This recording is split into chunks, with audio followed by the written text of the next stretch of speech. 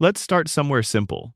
Imagine you fell asleep in 1989, right there on your couch, the television still glowing in the corner of the room.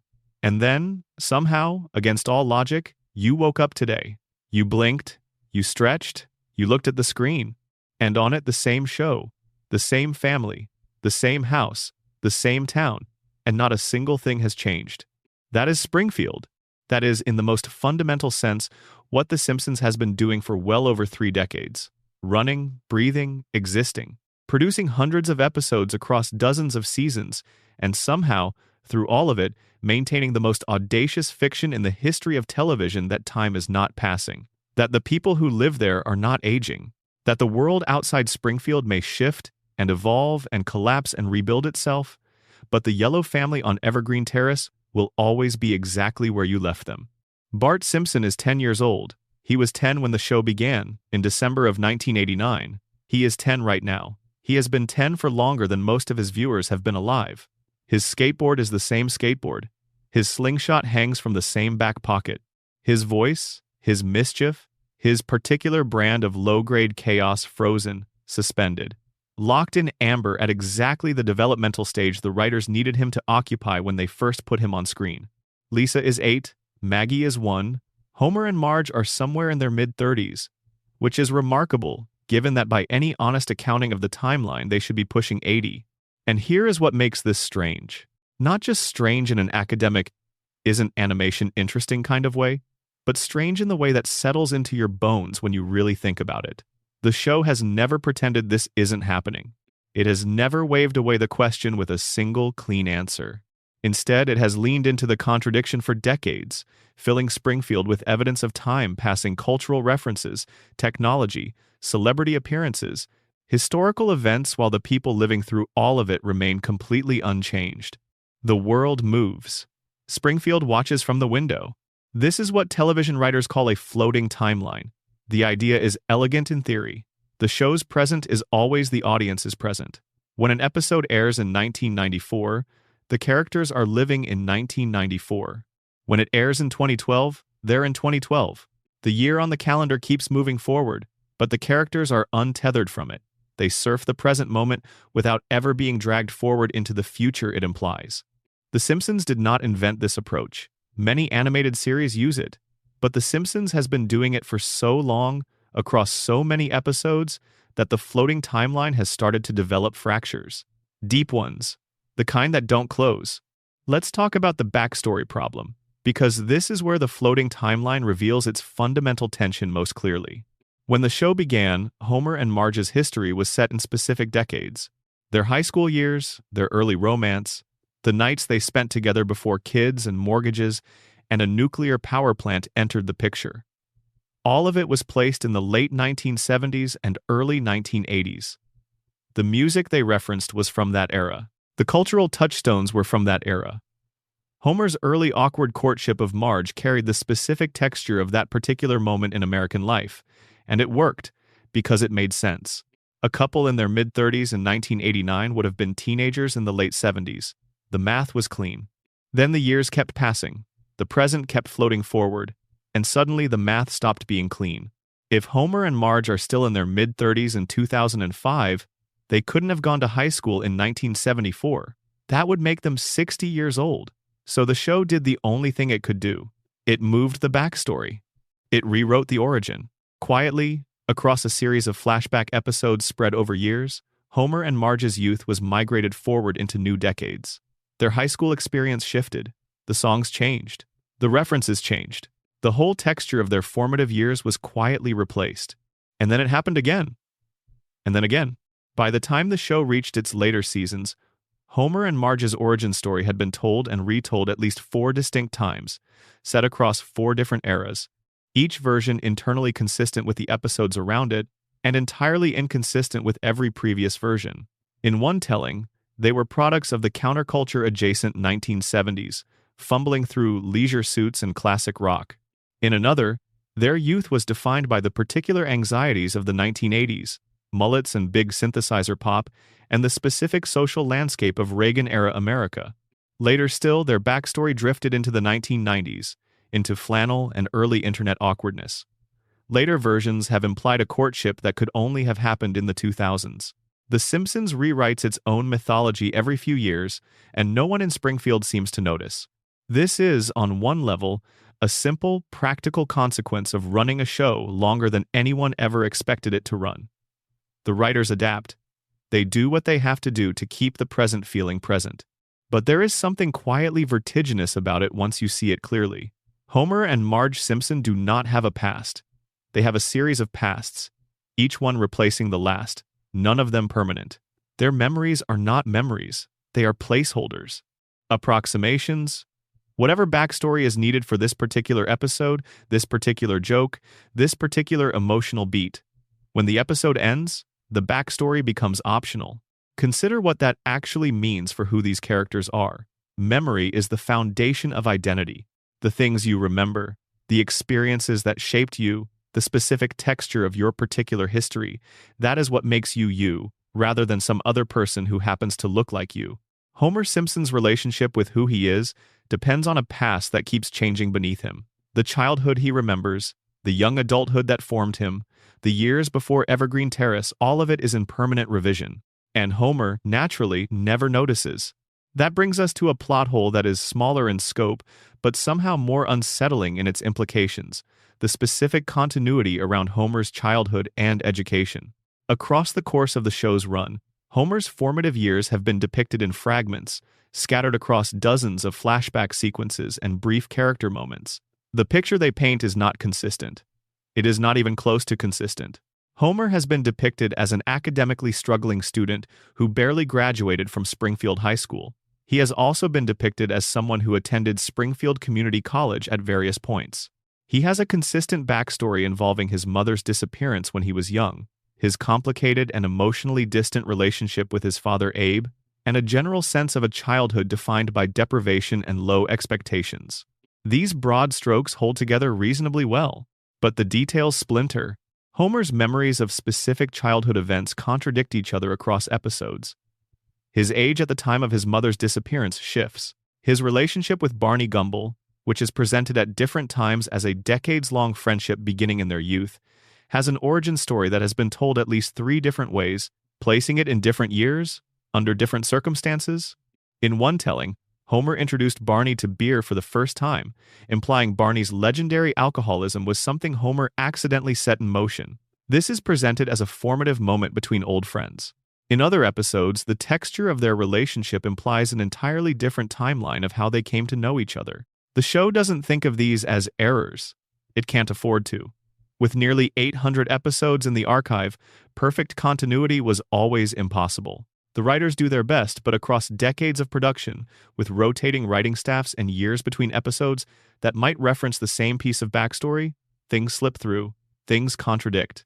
And Springfield absorbs the contradiction without a word of acknowledgement, which is, in itself, one of the most consistent things about the place. Now let's talk about something that compounds the timeline problem in a way that most casual viewers never consciously register, even though on some level they've always felt it. The way Springfield's physical geography refuses to stay fixed. The town has a nuclear power plant. It has a school, a church, a bar called Moe's Tavern, a retirement castle, a hospital, a police station, a courthouse, a baseball stadium, an arena, a monorail that was built in one episode and seemingly disappears afterward, a tire fire that has been burning for decades and is treated as a local landmark, and a large gorge near the edge of town that has swallowed more than one character over the years. The layout of all of this shifts episode to episode. The power plant, which should be the most fixed geographical feature given how often it appears, seems to exist in multiple possible locations relative to the Simpson home. Sometimes Homer's commute is depicted as a few minutes. Sometimes the journey home appears to take much longer. The gorge moves, the waterfront appears and disappears. The mountain range that overlooks the town changes size and proximity depending on the needs of the story. None of this is unusual for animation, especially animation produced across many years by many different writers and directors. Sets drift. Geography gets simplified or exaggerated based on narrative needs. But in Springfield's case, the cumulative effect of all these small inconsistencies is a town that feels simultaneously deeply familiar and genuinely unknowable. You know Springfield. You have always known Springfield. You could not place it on a map if your life depended on it. And the show has played with this impossibility deliberately. The question of which state Springfield exists in has been teased, hinted at, and then deliberately complicated across hundreds of episodes. Clues have been planted and then contradicted. License plates have appeared with state abbreviations that don't match real states. Geographic features have been depicted that are mutually exclusive with each other.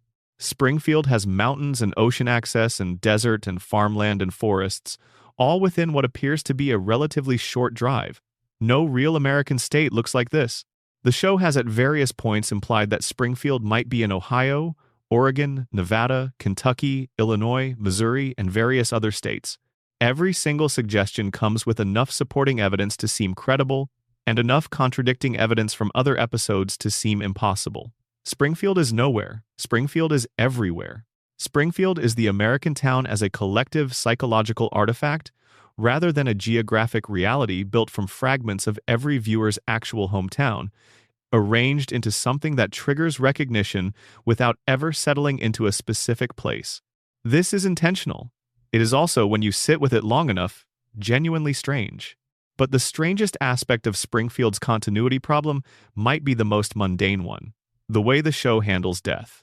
Not character death in a dramatic narrative sense. The show has killed characters in ways that mattered, in ways that landed with genuine emotional weight.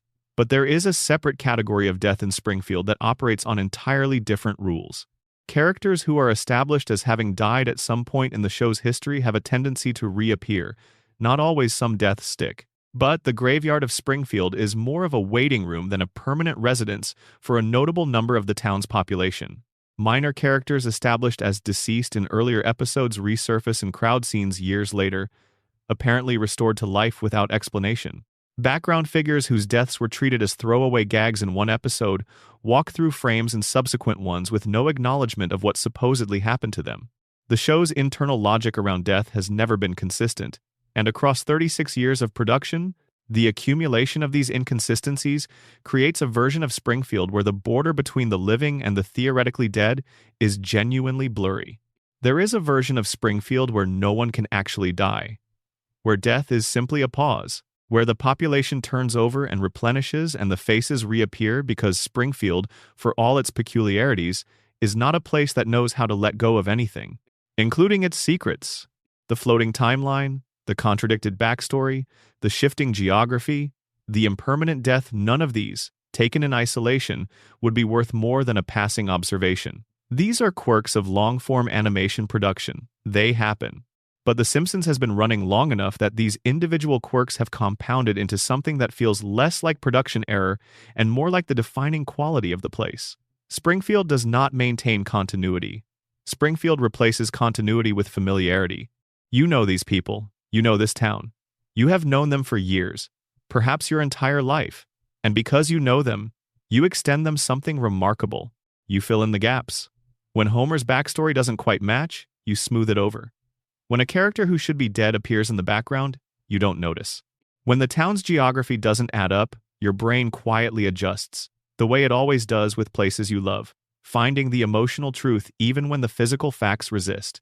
Springfield has trained its audience to behave the way Springfield behaves, to absorb the impossible, to accept the contradiction, to forget the parts that don't fit and hold on to the parts that do. Maybe that is the deepest plot hole of all, not anything in the show, but what the show has done to the people watching it. Springfield is a town that time forgot, and we, somehow, forgot right along with it. Settle in. There is much more to talk about. And before we go any further, drop a comment and tell us where in the world you're watching from and what time it is there. This is one of those videos that people put on from Sydney at 2 a.m. and from London at midnight and from somewhere in the middle of nowhere at 3 in the morning. And there is something genuinely lovely about knowing the reach of that. Drop your location and time in the comments. And if you haven't subscribed yet, now is a good moment for that. Homer Simpson should be dead. Not metaphorically. Not in the abstract he really pushes his luck sense that you might apply to a careless friend. In a strict, clinical, cause and effect sense, the things that have happened to Homer Simpson's body across nearly 4 decades of television should have killed him, many times over. The cumulative damage inflicted on his frame, his organs, his skull, and his nervous system across hundreds of episodes represents a catalog of fatal injuries that has no parallel in the history of the medium. And yet, every Monday, or rather every Sunday, on its original broadcast schedule, Homer was back, intact, ready. Whatever had shattered him in the previous episode forgotten entirely, his body restored to its default state of soft middle-aged resilience, his brain operating at its characteristic voltage, his appetite undimmed. The list of things Homer has survived is extraordinary. He has been shot.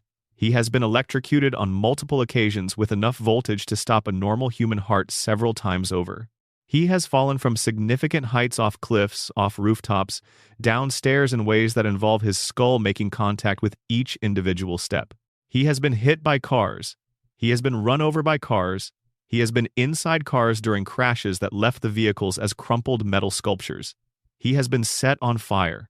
He has been attacked by animals, specifically bears, and has walked away from encounters that should have left him as a loose collection of biological material spread across a forest floor.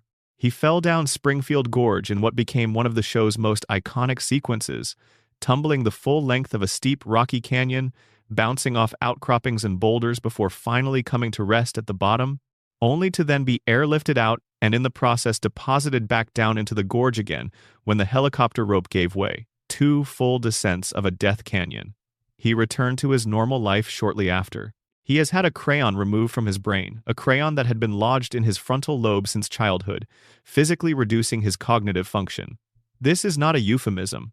An actual crayon, in his brain, inserted through his nasal passage at some point in his youth and never discovered because, the show implies, nobody in Springfield looked hard enough or cared enough to find it. He has eaten things that have sent other characters to the hospital. He has consumed quantities of alcohol that would constitute a medical emergency for any normal person, and woken up the following morning with nothing worse than mild confusion about what he did the evening before. He has been strangled by his own hands. He has had objects inserted into his ears, up his nose, and in at least one episode somewhere significantly more uncomfortable. His bones have been broken, reset, and apparently healed on timelines that make orthopedic surgeons quietly set down their coffee cups. And in every case, every single one, the show moves past it. The injury registers in the moment. The pain is depicted with some degree of accuracy in the immediate aftermath. Homer lies in a hospital bed. Homer winces. Homer makes a sound that the show has trademarked.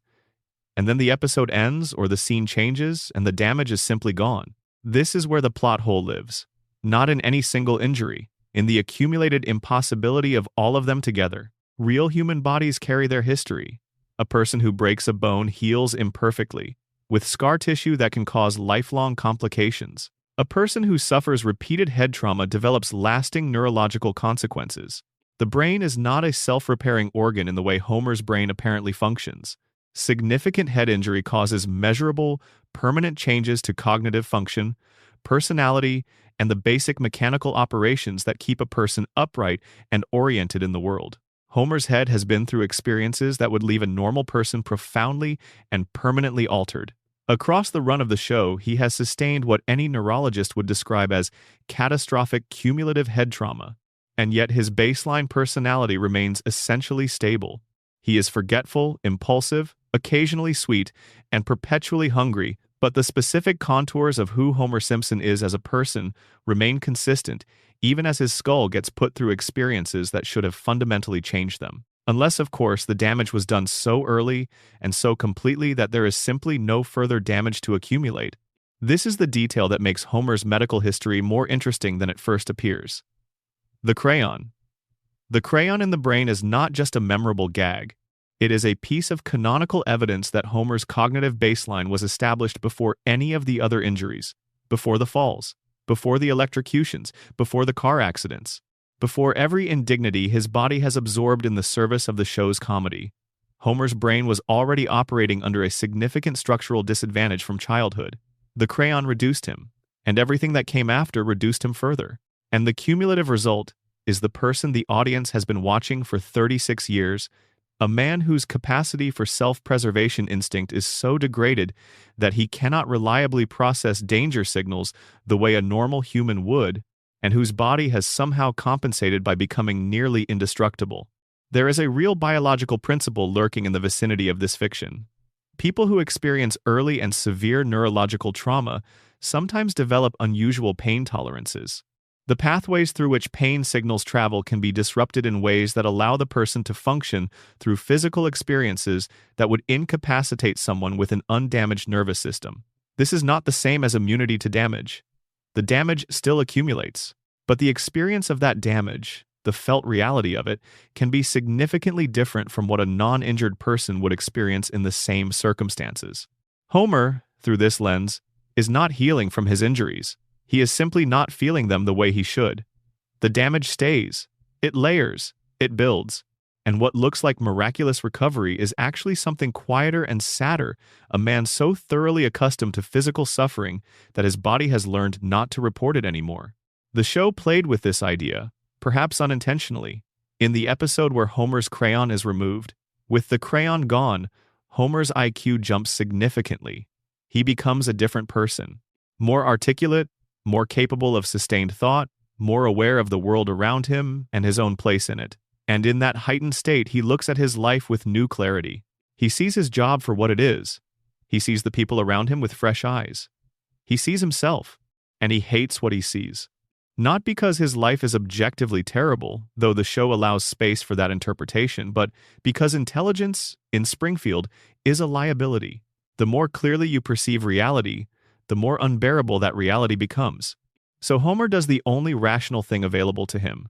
He has the crayon reinserted. He chooses the fog. He chooses the comfortable warmth of not understanding, because understanding was just too much to carry.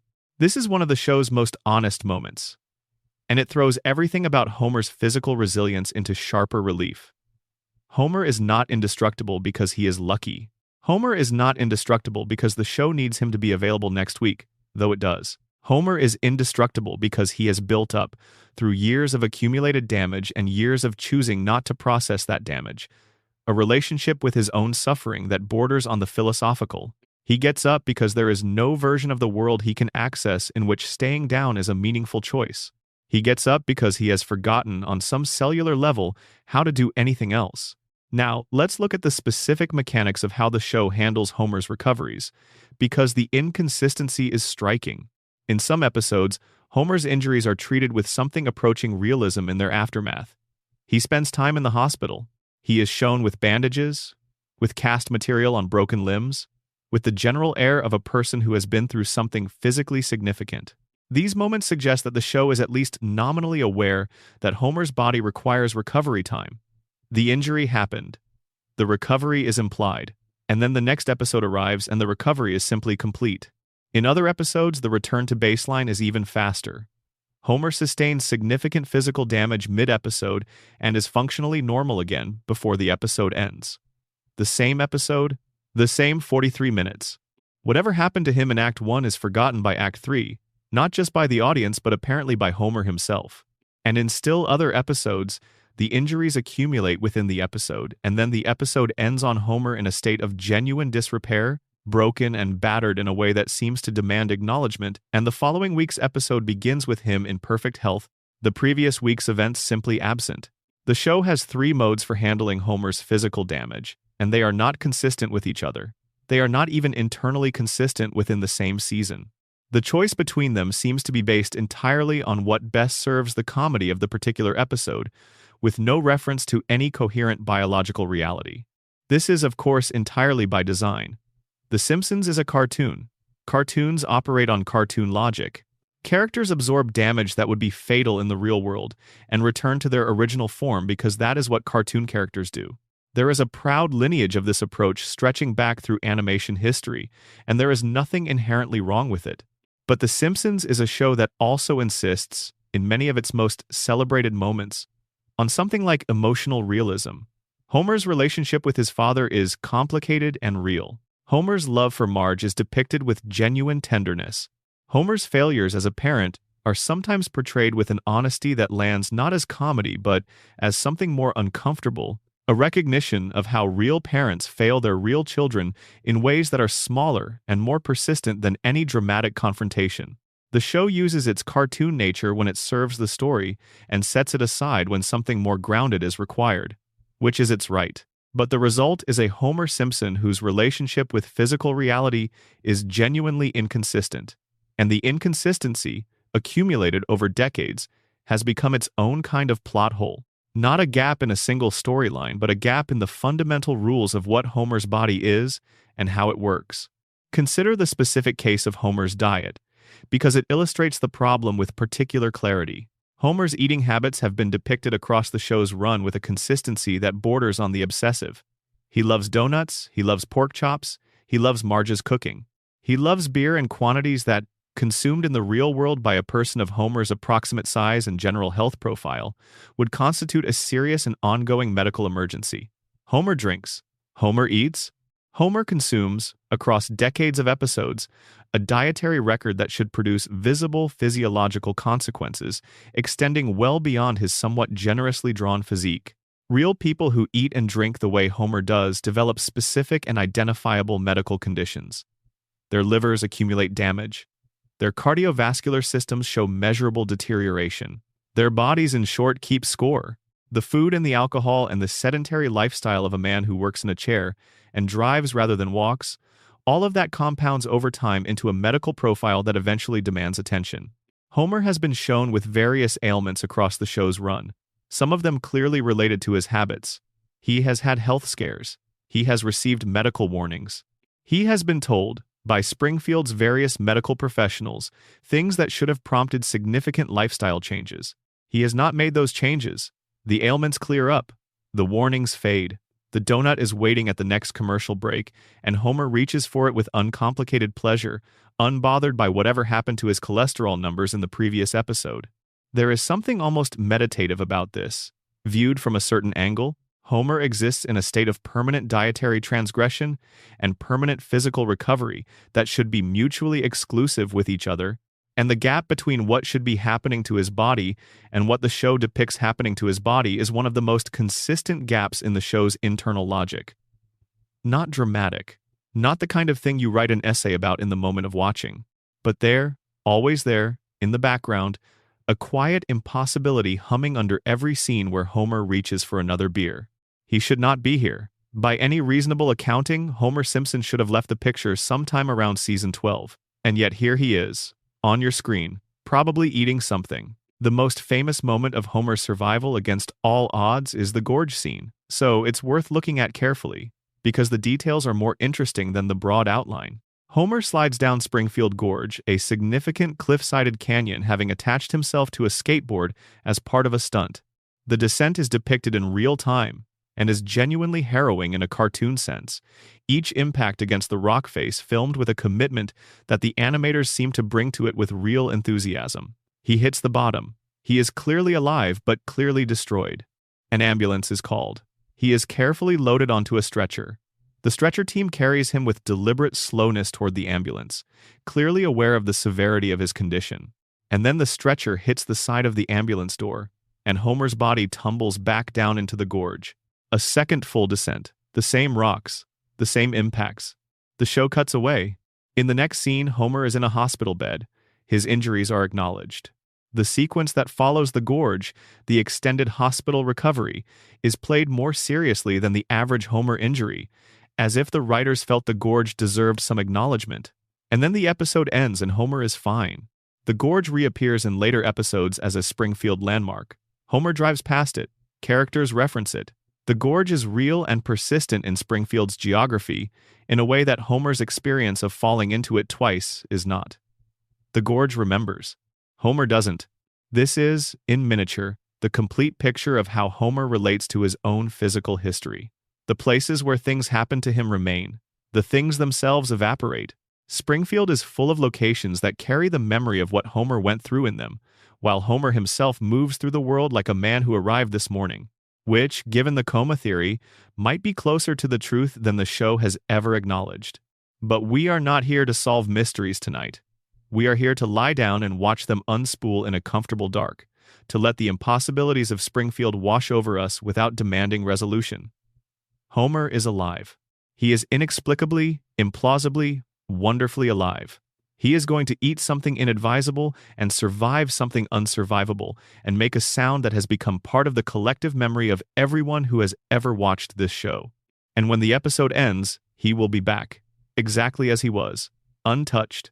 That is, perhaps, the most human thing about him, the refusal to stay damaged, the insistence on returning, not because things are fine, not because the world is kind, but because Homer Simpson gets up. He always gets up. Not out of resilience, not out of strength, but out of a pure animal incapacity to process the alternative. There is a particular quality to the questions the show refuses to answer directly. Not the questions it dances around or teases or approaches from oblique angles before retreating. The questions it has simply decided, over the course of decades, to leave open and moving, like a door in a drafty house that never fully closes but never fully opens either. The age of Charles Montgomery Burns is one of those questions. The show has given us information. It has offered dates and historical references and personal anecdotes from Burns's long life that allow a rough calculation. But every time the calculation starts to resolve into something firm, another piece of evidence emerges from a different episode and the edges blur again. Burns's age is a number that seems to know it is being looked at and responds by shifting. Here is what we know with reasonable confidence. Burns has memories of events from the early 20th century that are described not as family stories or historical knowledge, but as first-hand experience. He remembers things from the period before the First World War in the way that people remember their childhood, with the specific texture of lived time, rather than the smoothness of second-hand information. He has referenced events from that era in ways that would only make sense if he was present for them. Conscious, sentient, old enough to form memories. Which means Burns was not an infant in 1910. He was at minimum old enough to be having experiences worth remembering. The show has at various points implied Burns attended Yale, which would place his university years somewhere in the early to mid-20th century. He served in World War II in a capacity that the show makes deliberately vague, but which required him to be a functional adult during that conflict. He built his initial fortune through means that the show depicts as aggressive, not entirely legal, and very much in the spirit of a certain kind of mid-century American capitalism that has long since become historically unfashionable. By the most conservative, reasonable estimate, Burns is somewhere north of 100 years old. The show has occasionally implied he may be significantly older than that.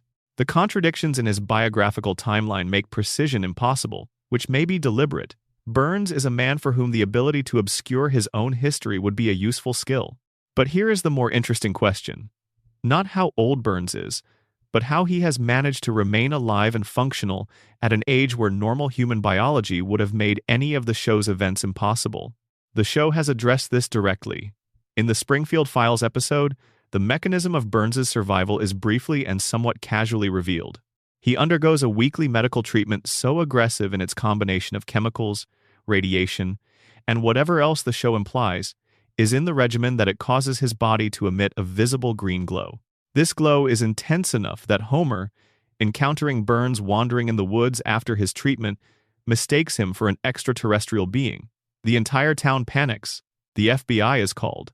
And when the truth is revealed that the alien is Burns, still glowing, still dazed from his weekly maintenance appointment, the show delivers the moment with a mix of comedy and something slightly darker underneath. Burns needs these treatments to survive, not as a supplement to normal biological function, but as a replacement for it. Without the weekly regimen, Burns would die. The margin is 7 days. The show gives him exactly 1 week of survival per dose and not a day more. What this means in practical terms is that Burns has been on a medical schedule of extraordinary intensity for an indeterminate number of decades. The treatments keep him alive. They do not heal him. They do not restore him to anything like normal health. They simply maintain a state of functional existence in a body that has, by any biological standard, long since run out of the resources it would normally draw upon to continue. Burns is not healthy. Burns has never been healthy in any of the show's 3 decades of depicting him. He is frail in the way of very old things, of paper left in the sun, of structures that have stood through more weather than their materials were ever meant to endure. His grip, famously, is so weak that a family of ducks can prevent him from turning a doorknob. His weight has been implied to be so low that minor breezes affect his movement. He occasionally becomes confused about what century he is in. His reference points are not always current. He once referred to a piece of modern technology in terms so archaic that no one in the room could follow what he meant. And yet his mind, the mind is the thing. Burns is, in the show's internal logic, the most strategically intelligent character in Springfield. Not the most academically brilliant, Lisa would contest that distinction, but the most capable of sustained, complex, long-term planning. Burns plays chess while everyone around him plays checkers, and he has been playing long enough that the board is arranged exactly as he wants it to be, and has been for most of living memory. This is the most interesting aspect of the Burns immortality problem: the asymmetry between his physical condition and his cognitive function. His body is failing in every visible way, and has been for longer than most of the town has been alive. His mind somehow is not. The strategic ruthlessness, the institutional knowledges, the ability to manipulate systems and people and information toward his desired ends, none of that has degraded the way his muscles have. The weakness is entirely physical. The strength is entirely cognitive. And whatever the weekly treatments are doing to him, they have maintained that asymmetry with remarkable consistency. The question the show never quite asks is whether this asymmetry is coincidental or engineered. Whether Burns, across his long life, made specific choices about what he wanted to preserve and was willing to sacrifice everything else in service of that goal. His body for his mind, his health for his clarity, his experience of physical comfort and ease in exchange for the ability to continue operating at the highest level of strategic thought. If you look at Burns's choices across the show's run, this bargain appears to be one he has made consciously. He does not seek physical comfort in the way other characters do. He has vast resources and he uses them, but rarely for straightforward pleasure. He uses them for power, for continuation, for the maintenance of systems that serve his interests. Burns doesn't spend his billions on experience. He spends them on persistence. He also spends them on medical infrastructure that is, by the show's implication, well beyond anything available to the general public. Burns has personal physicians. He has a medical wing in his mansion. He has access to treatments that aren't on any standard formulary, experimental approaches to biological maintenance that exist only because Burns's resources created them. The weekly regimen that keeps him alive is not something you can get from a Springfield General Hospital appointment. It is a bespoke biological intervention built specifically for this particular ancient man's particular ancient body. And Smithers manages it. This is the detail about Smithers that the show has always left in the background without fully illuminating. Wayland Smithers is, in every surface depiction, Burns's loyal assistant, his devoted, professionally obsessed, occasionally martyred attendant, the man who organizes Burns's schedule, anticipates his needs, absorbs his occasional cruelty, and returns each morning with the same patient servility. But if Burns's weekly treatment is what keeps him alive, and if missing that treatment means death within 7 days, then Smithers's real function is not administrative. It is medical. It is biological. Smithers is the system manager of a living machine, and the machine's continued operation depends entirely on whether Smithers maintains the schedule. The show has depicted, across multiple episodes, how completely helpless Burns becomes without Smithers. Not emotionally helpless in a touching way, though there are elements of that, but functionally helpless. Unable to manage basic operational tasks, unable to remember appointments, unable to interface with the modern world in ways that would allow him to sustain his own life without assistance. Without Smithers, Burns might miss a treatment. Without a treatment, Burns has 7 days. This reframes the entire relationship between these two characters in a way the show has never made explicit, but which is entirely consistent with its established facts. Smithers is devoted to Burns not only out of the complicated personal feeling that the show has long depicted, but out of an awareness of what happens if he stops. The machine breaks, the man dies, and everything built around that man, the power plant, the wealth, the institutional power that keeps Springfield running in its particular broken way, collapses in the absence of the person whose life Smithers maintains. Smithers knows this. He has to know it, and knowing it has made his devotion something more layered than it appears from the outside. There is also the matter of what the treatments are actually doing to Burns's body on a cellular level, and this is where the show's biology, never intended to be taken literally, becomes fascinating when treated as if it were. The treatments involve radiation. The show is clear about this. Burns's body glows because it has been saturated with radiation as part of the therapeutic process. The radiation, in whatever controlled, calibrated form the treatments deliver, it is apparently doing something that natural biological function can no longer do: maintaining equilibrium, keeping systems that should have failed a long time ago in a state of operational stasis. The most remarkable expression of this is the Three Stooges syndrome scene, one of the most quoted moments in the show's history. Burns visits a doctor who informs him that he has every disease known to medical science, every single one, simultaneously. The doctor explains that they exist in a state of perfect equilibrium within Burns's body, each one canceling out the others, none of them able to progress because every disease that tries to kill him is being blocked by every other disease also trying to kill him. The doctor's conclusion is that Burns is the sickest man alive, but functionally impossible to kill, because the very completeness of his medical situation has created a gridlock. This is played as comedy. It is one of the show's most effective visual gags. But the underlying idea that extreme systemic overload could create a paradoxical stability is not entirely disconnected from real biological thinking. Cancer research has occasionally bumped against the observation that tumors can interfere with each other, immune responses can compete. The body's systems are not always straightforwardly cooperative, and under certain extreme conditions, conflict between systems can produce outcomes that look, from the outside, like equilibrium. Burns's medical situation is an extreme and absurdist version of this principle. His body is a battlefield in permanent stalemate, and the weekly radiation treatments are the negotiated ceasefire that keeps the stalemate from collapsing into something fatal. What does all of this mean for the plot hole at the center of this section? The plot hole is simple. Burns should be dead, and by the show's own logic, the reason he isn't is both clearly established and never fully examined. The show has given us the mechanism of his survival. It has shown us the glowing aftermath of his treatments. It has told us he would die without them, and then it has moved on, week after week, without asking the obvious next question. If Burns has been sustained by weekly radiation therapy for however many decades, what has that done to him? Not just to his body, which we can see, but to his psychology, his sense of self, his relationship with his own mortality? Burns is a man who knows exactly how close he always is to death. He has an appointment every 7 days that is the only thing standing between him and the end. Every week of his life, he walks into that treatment and submits his ancient, failing body to a process that is keeping him alive by force.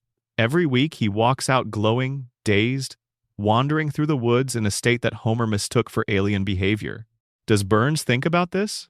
Does he lie in his vast bed and calculate how many weeks he has had, how many might remain, what the treatments are doing to whatever is left of him that wasn't already compromised? The show doesn't say. Burns maintains his characteristic facade, the sardonic humor, the Baroque contempt, the long-view strategic thinking of a man who has outlasted every enemy and every friend and every version of Springfield that has risen and fallen around him across a century of operation. But somewhere inside that facade, behind those filmed eyes and that papery skin and that grip too weak to turn a doorknob, there must be something that knows, something that counts the weeks, something that understands, with a clarity that the treatments keep artificially sharp, what it means to be the oldest thing in a town that refuses to grow old. Burns is not immortal. He is too expensive to die, and the cost is paid weekly, in radiation and chemistry and whatever else goes into maintaining a man past the point where nature would have had him stop. The bill keeps coming, he keeps paying it, and Springfield keeps the lights on. In the summer of 1995, The Simpsons did something that had never been attempted by an animated series before, and has rarely been attempted since with the same combination of scale and conviction. It staged a genuine mystery, a murder or attempted murder with suspects, clues, red herrings, and an invitation extended to the entire viewing audience to solve it before the resolution aired months later. The premise was elegant, and the execution was meticulous. Mr. Burns, having committed a series of increasingly audacious offenses against nearly every person in Springfield, was shot. He collapsed. He was found on the town sundial with a single gunshot wound. Every character in Springfield had a motive. The summer stretched out ahead of the audience like an unsolved puzzle, and Fox promoted the event like the television happening it genuinely was. When the answer came in September of 1995, it was Maggie, baby Maggie Simpson, an infant who had not yet formed complete sentences, who spent her days alternating between her pacifier and a blank expression of unnerving watchfulness, had apparently drawn a gun, Burns's own gun, fallen from his holster and discharged it in his direction. Burns identified her as his shooter upon waking from his coma. The case was closed. Chief Wiggum noted that no jury would convict a baby, and Springfield moved on. The problem is that none of it entirely holds together. Not the verdict, not the evidence that supposedly supports it, not Burns's identification of his shooter, not the sundial clue, not the gun, not the timing, not the reconstruction of events that the show offers as its solution. Let's move through this slowly, because the details are where it gets interesting. Start with the contest. Fox ran a national contest for viewers to submit their guess for who shot Burns. The prize was significant. The winner would be animated into an actual episode of the show. Thousands of entries were received. The producers reviewed a sample. According to the DVD commentary recorded by the show's own writers, not a single person from the randomly selected sample had guessed correctly. Nobody won. The prize was ultimately awarded to a randomly selected participant who received a cash payment instead of the animated appearance, because the correct answer wasn't matched. The writers were aware of one person, using a college internet account, who had posted the correct answer to a Simpsons newsgroup on the night the first episode aired. But by the time the contest concluded and producers tried to locate this person, the account was gone and the person with it. They issued an open invitation on the DVD release for that person to come forward. As far as the available record shows, they never did. Think about what this means. The show's creators designed a mystery they described as solvable from the clues in Part 1. They promoted a national contest around it. They invited the audience to engage with it as a genuine puzzle. And when the answer was revealed, essentially no one had figured it out from the available evidence. This is either a testament to how effectively the red herrings worked, or it is a quiet admission that the clues and the answer were not as cleanly connected as the show implied. The mystery was presented as solvable. The audience, in aggregate, could not solve it. The gap between those two things is worth sitting with. Now look at the sundial.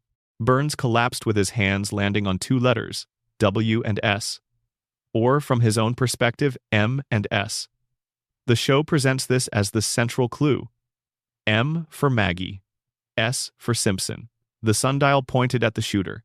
Burns himself stated, explicitly and on the record within the episode, that the positioning of his hands on the sundial was not intentional. He fell. His hands landed where they landed. He did not deliberately arrange himself to spell out his attacker's initials. He was shot and he fell and his hands went where gravity put them. The central piece of physical evidence in the case, the clue the show uses to anchor its conclusion, was described by the only witness to the crime, the victim himself, as a coincidence. The sundial pointed at Maggie Simpson because that is where Burns's hands happened to fall. It was not a message. It was not a dying man's final communication. It was the random outcome of a collapse, and the town and the audience constructed meaning from it because they were looking for meaning, and because the letters matched the name, the investigation eventually landed on. This is confirmation bias as plot mechanics. The clue is real only if you already know the answer, and the answer was generated through means other than what the clue implies. Then there is the gun. Burns carried a gun in a holster. This is established. In the events leading up to the shooting, the holster is shown empty. The gun was already gone from Burns's person before the attack. Whoever shot Burns used Burns's own weapon, taken from him prior to the shooting or found on the ground after Burns dropped or lost it. The show's explanation is that Maggie found the gun on the ground after it fell during a scuffle over her lollipop. Burns tried to take her lollipop. The gun fell. Maggie picked it up. The gun discharged. This version of events requires several things to be true simultaneously.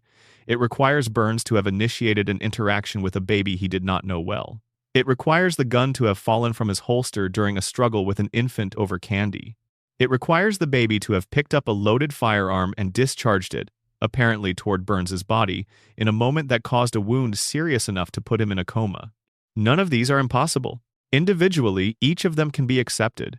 But together, as a chain of events, they have the quality of a narrative that was assembled backward from its conclusion, an explanation built to fit an outcome that had already been decided, rather than a sequence of events reconstructed from evidence. Now add Burns's last words before the shot was fired. The episode depicts him saying, in the moment before he was hit, something to the effect of, "Oh, it's you." A statement of recognition, not of surprise, not of fear. A calm acknowledgement of a familiar presence. Does Burns know Maggie? Has he interacted with her in any meaningful way prior to this episode? The The show does not establish a relationship between Burns and the Simpson baby that would explain his tone of calm recognition upon encountering her in a parking lot.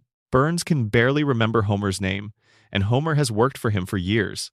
The idea that Burns would greet a baby with the warm and almost intimate familiarity implied by "oh, it's you" sits awkwardly with everything the show has established about how Burns relates to people he considers beneath his notice, which is almost everyone. He would recognize Homer. He would recognize Smithers. He would recognize someone who had done something personally significant to him. Not Maggie, unless Maggie had done something in his recent experience that the show has not depicted. Unless the person Burns was greeting was not Maggie at all. Season 18 contains a moment that the show has never adequately addressed. Homer, in that episode, casually claims to have been the person who shot Burns. He says it out loud, as a statement of fact, in front of other characters. And the show treats this confession as a throwaway moment. Nobody investigates. Nobody reopens the case. Nobody contacts the authorities.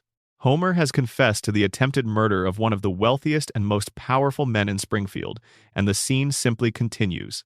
The most charitable reading of this moment is that Homer is being Homer, that he is claiming credit for something that didn't happen because he thought it would be funny or impressive, or he simply got confused. This is not implausible. Homer's relationship with accurate self-reporting has never been robust. But there is another reading, that Homer's claim is true, that the evidence pointing toward Maggie was either wrong or deliberately constructed, that the real events of that evening were more complex than the official account reflects. Consider the theory that positions Marge as the most likely shooter. The evidence for this is genuinely compelling in a way that makes the official conclusion seem less inevitable. Marge had watched Burns systematically destroy things she cared about in the lead-up to the shooting. Her children's school had been stripped of its funding by Burns's oil well theft. Her family's dog had been injured. Her community had been targeted. Burns had moved with deliberate ruthlessness through Springfield in the weeks before he was shot, and the damage he left behind was personal for Marge in a way it was not for everyone else. More specifically, and the show has been strangely quiet about this, Burns was in love with Marge. This was established in an earlier episode with enough clarity that it was clearly meant to be remembered. Burns had developed a specific and persistent infatuation with Marge Simpson. He had made his feelings known. He had pursued her in the particular way that a billionaire pursues things, with resources and attention, and the absence of any understanding that his interest might not be welcome. If Marge was the shooter, Burns's behavior upon seeing her makes sense in a way it doesn't with Maggie. "Oh, it's you," spoken to the woman he has been infatuated with, the woman he has treated as an object of obsession, the woman who arrived in the parking lot with a gun and a reason. He recognizes her. He is not surprised to see her. He greets her the way you greet someone whose presence you have been anticipating on some level, or whose appearance there makes a terrible, sudden kind of sense. And then there is the question of what Burns did with the information once he woke up. He identified Maggie. The show presents this as his honest recollection of events. But Burns is not a man who makes choices without calculation. Burns is a man who has spent a century making decisions based on what serves his interests and what does not.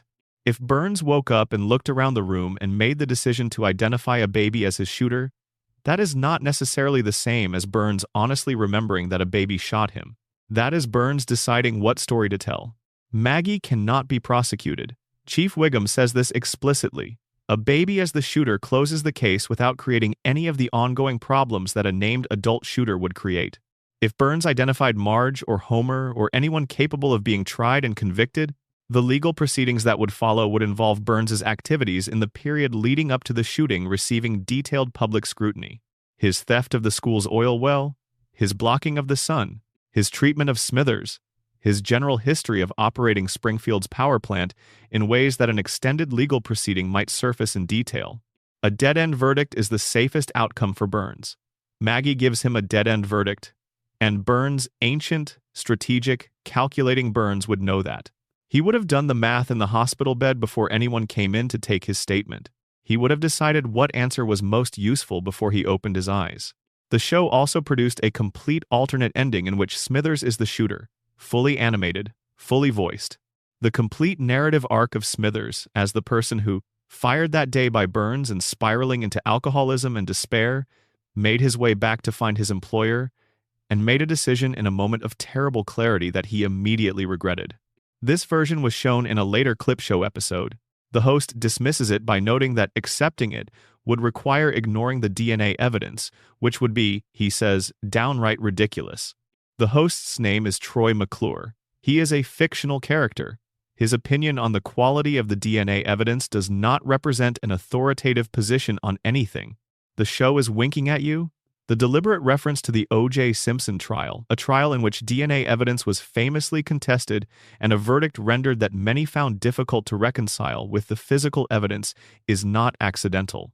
The show is telling you that DNA evidence is not always the end of the conversation, that juries and audiences make decisions about what evidence to believe for reasons that are not always purely rational, that the officially accepted answer and the true answer are not guaranteed to be the same thing.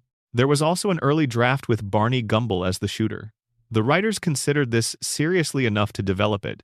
They abandoned it not because it was implausible, but because they couldn't figure out what to do with the character afterward. The decision of who shot Burns was not driven by the evidence. It was driven by narrative convenience. The clues were adjusted to fit the answer the writers eventually chose. This is the honest truth about the greatest mystery in Simpsons history. The mystery was reverse engineered. The answer came first, and the evidence was arranged around it after, which means the evidence does not prove the answer. The evidence was selected to be consistent with the answer, and evidence selected to support a predetermined conclusion is a very different thing from evidence that independently points toward one. Maggie's guilt is officially confirmed. The case is officially closed. The show committed to it. The writers stand behind it. And yet, Homer's unretracted confession in season 18 sits in the record. Burns' strangely familiar, "Oh, it's you" to whoever he saw in the parking lot sits in the record. The sundial clue, which Burns described as unintentional, sits in the record. The contest that nobody won sits in the record. The fully animated alternate ending sits in the record. The Marge theory, with its uncomfortable evidence, sits in the record. Springfield closed the case. Closed is not the same as solved. It never is. In a town that has made a habit of choosing the most convenient version of events over the most accurate one and filing the difference somewhere no one will look, the case remains open in all the ways that matter, and on some level, deep in whatever passes for Springfield's institutional memory, everyone knows it. The house next door to the Simpsons has always been cleaner than the Simpson house.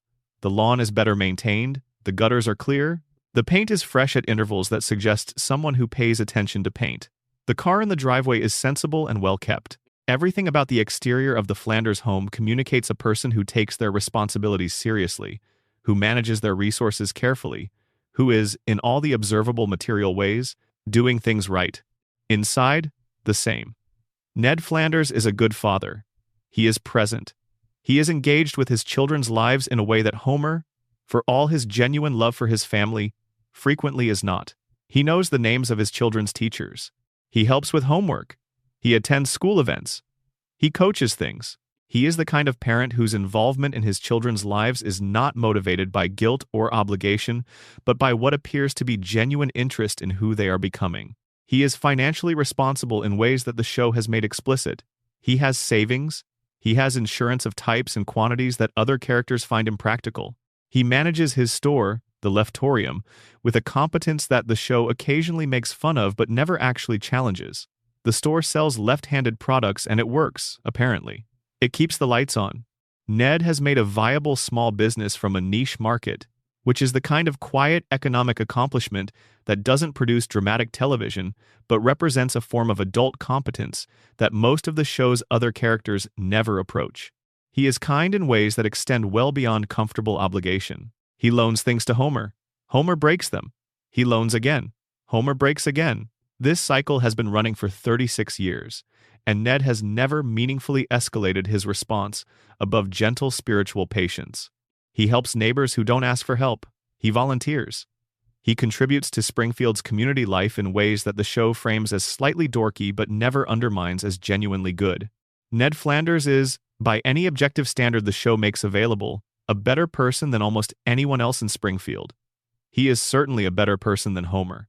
And the show destroys him, not in one dramatic moment, in accumulation, in a long, slow sequence of losses and indignities and punishments that, viewed across the full run of the series, constitutes something that goes well beyond the requirements of comedy. His wife Maud was killed by a t-shirt cannon. This is the headline fact, delivered with a sentence-level absurdity that slightly obscures how genuinely dark it is. Maud Flanders attended a NASCAR event. Homer was attempting to catch free t-shirts fired from a promotional cannon. He moved out of the way. The shirt hit Maud. The impact knocked her from the bleachers. She died. The cause of her death was Homer's reflexive self-interest. Homer wanted a t-shirt. He got out of the way. The consequences landed on someone else. This is a metaphor for Homer's effect on Ned Flanders' life compressed into a single image. Ned forgave Homer.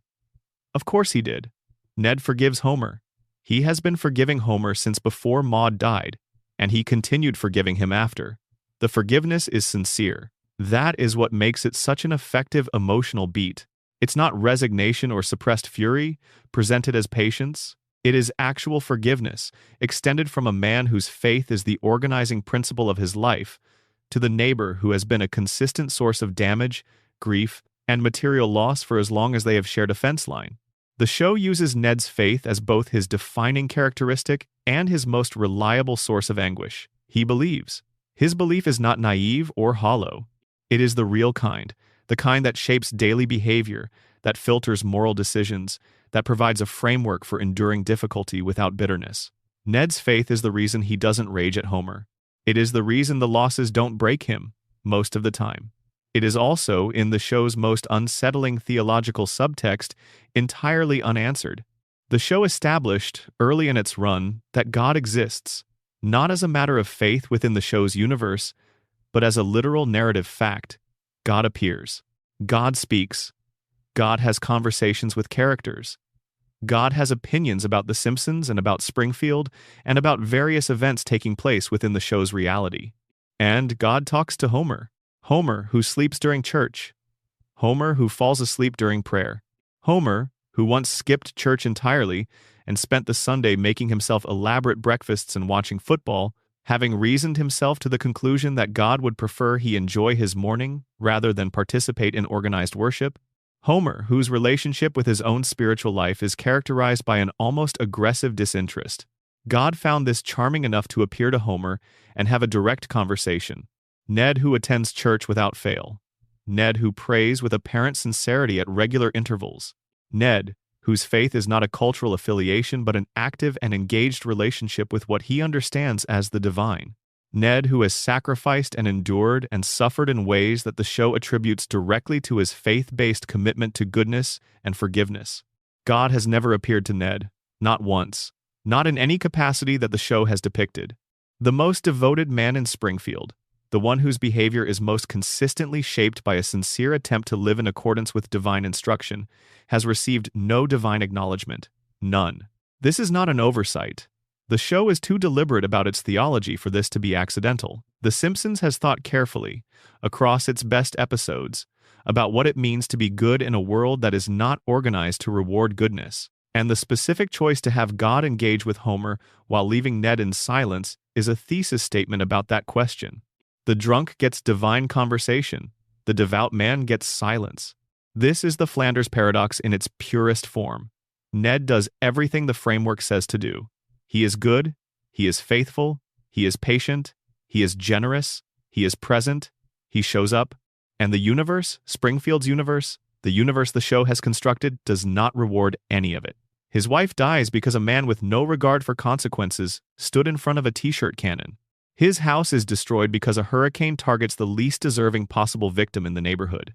He loses Maud again in the emotional sense with every subsequent romantic relationship the show puts him in, because those relationships end and Ned's devotion makes every ending echo the original loss. The show did eventually illuminate something important about Ned's character in a Season 6 episode that changed how the preceding seasons could be read. Following his hurricane-related breakdown, Ned is institutionalized and subjected to psychiatric evaluation, and the doctor treating him discovers something in his history that recontextualizes everything.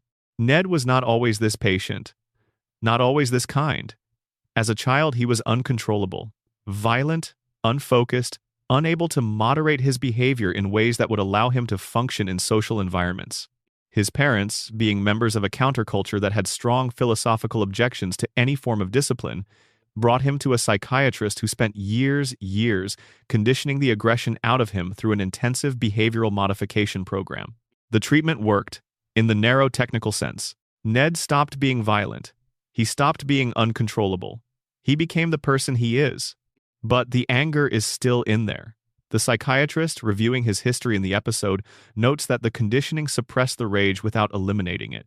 It built walls around something that was never actually addressed. Ned's patience is not spiritual transcendence. It is the behavioral residue of a childhood treatment that rewired his responses without changing what lived underneath them. His kindness is a cage. Everything he has done since every forgiveness extended to Homer, every grace offered to a community that has given him damage in exchange, every morning waking up next door to a family that has taken his wife and his peace and his fence and his power tools, has been performed not from a place of peace, but from a place of extreme and unresolved pressure. He is kind because he was conditioned to be kind. He is patient because the alternative, the person who exists underneath the conditioning, is not someone that Ned or Springfield, or perhaps even Ned himself, can look at directly. The psychiatrist, when asked what to do, gives an answer that is one of the show's most quietly devastating moments. He explains that the original childhood conditioning was delivered too late. Ned should have been brought in much earlier. The treatment's timing created a situation where the behavioral modification never fully integrated with the underlying personality. It just pressed on top of it. He essentially tells Ned that he has been held together by something that was never designed to be permanent. The hurricane wasn't what cracked Ned. The hurricane was just the thing that happened to be pressing when the weight finally exceeded what the conditioning could hold. Now sit with what the show has built around this character across 36 seasons. A man who was behaviorally modified as a child to suppress his own psychology, who has spent his adult life performing goodness not from inner security, but from the absence of any access to the alternative, who has lost his wife in circumstances caused by his neighbor's carelessness, who has prayed to a God who demonstrably exists within the show's universe and has never received an answer, who goes to church every week and volunteers and helps and extends grace in every direction while the show quietly, consistently, and without any apparent awareness of the irony, rewards Homer's chaos and ignores Ned's devotion. The Flanders paradox is this. The show tells you that Ned is the good one, while it demonstrates, episode after episode, that being the good one in Springfield leads precisely nowhere. It offers no protection. It attracts no reward. It earns no divine acknowledgement. It simply leaves you next door to Homer, watching the chaos, suppressing the thing that lives under your conditioning, getting up every morning to make things right that you didn't make wrong.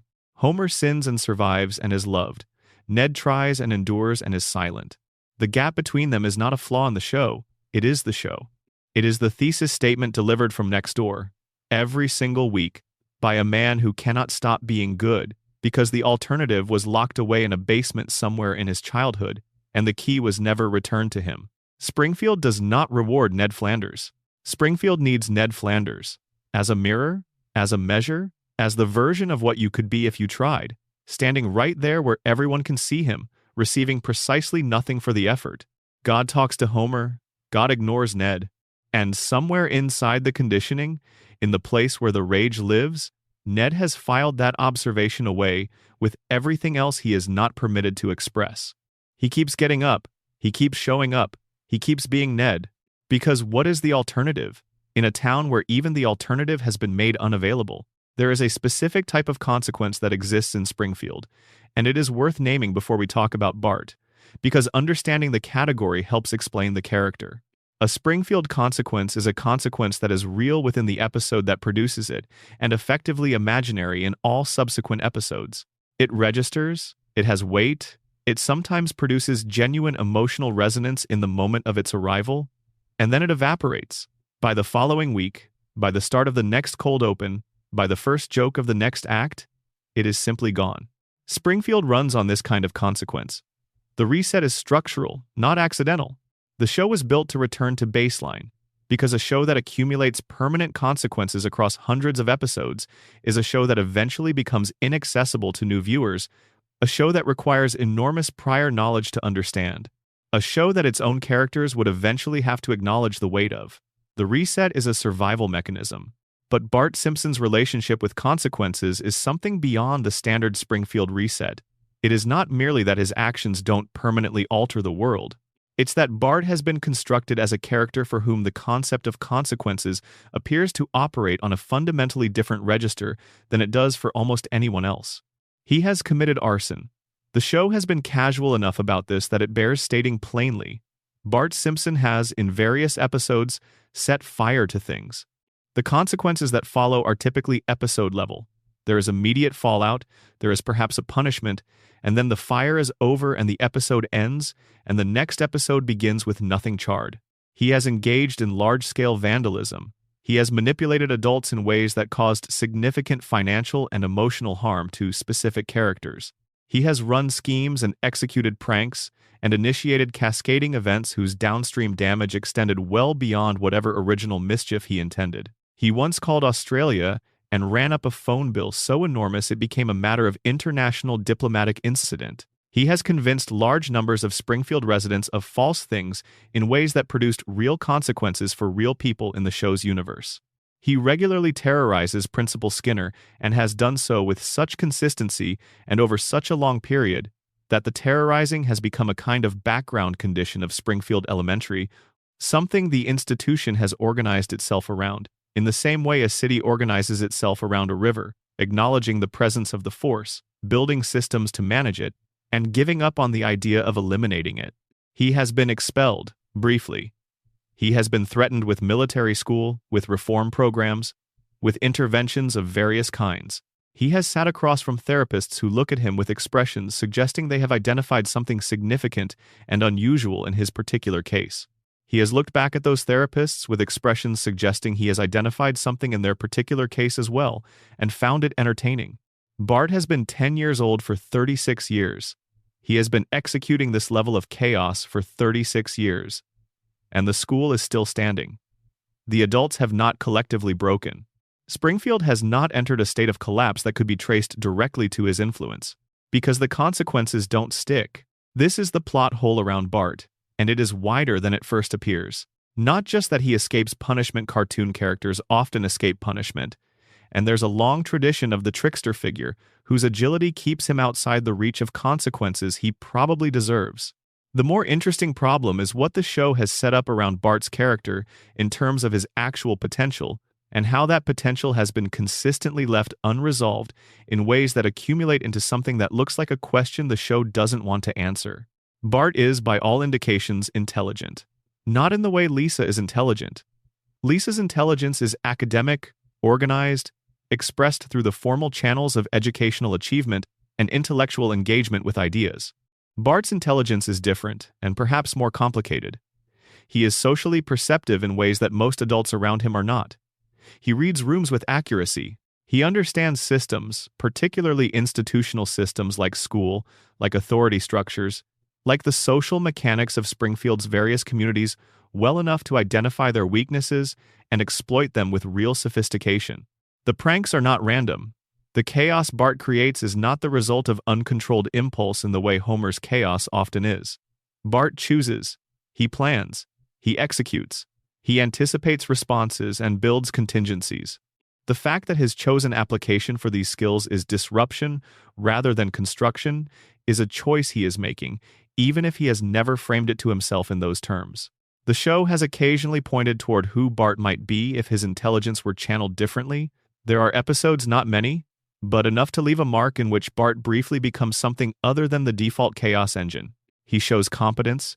He shows genuine emotional intelligence.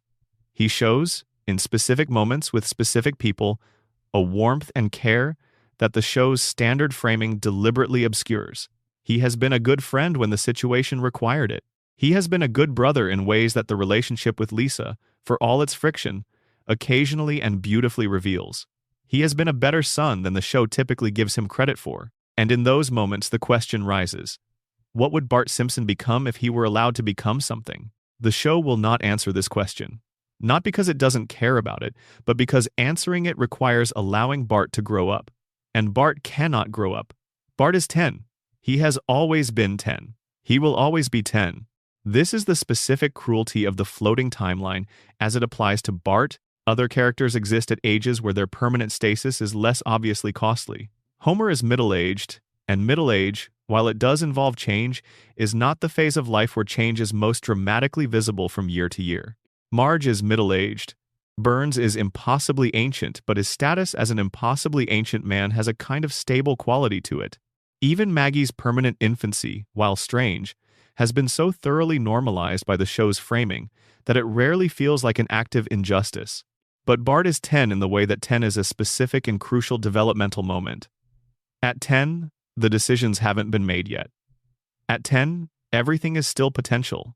The people you will become, the directions you might take, the ways your particular set of capacities and sensitivities will eventually shape themselves into an adult identity, all of it is still open at 10, which is what makes 10 such rich territory for storytelling, and also what makes permanent 10 such a specific form of stasis. Bart is frozen at the moment of maximum possibility. He is preserved at the age where everything could still go any direction. And because everything can still go any direction, nothing ever goes anywhere. The potential never crystallizes. The choices never get made. The person he might become stays perpetually pending. This is Bart's real consequence problem. Not that he never faces consequences for his actions, though that is also true, and also a genuine plot hole. The deeper problem is that Bart can never face the ultimate consequence of his life, which is becoming whoever he is going to become. He is stuck at the threshold. The door is always in front of him and never opens. The show has, in flash-forward episodes, imagined who Bart becomes as an adult.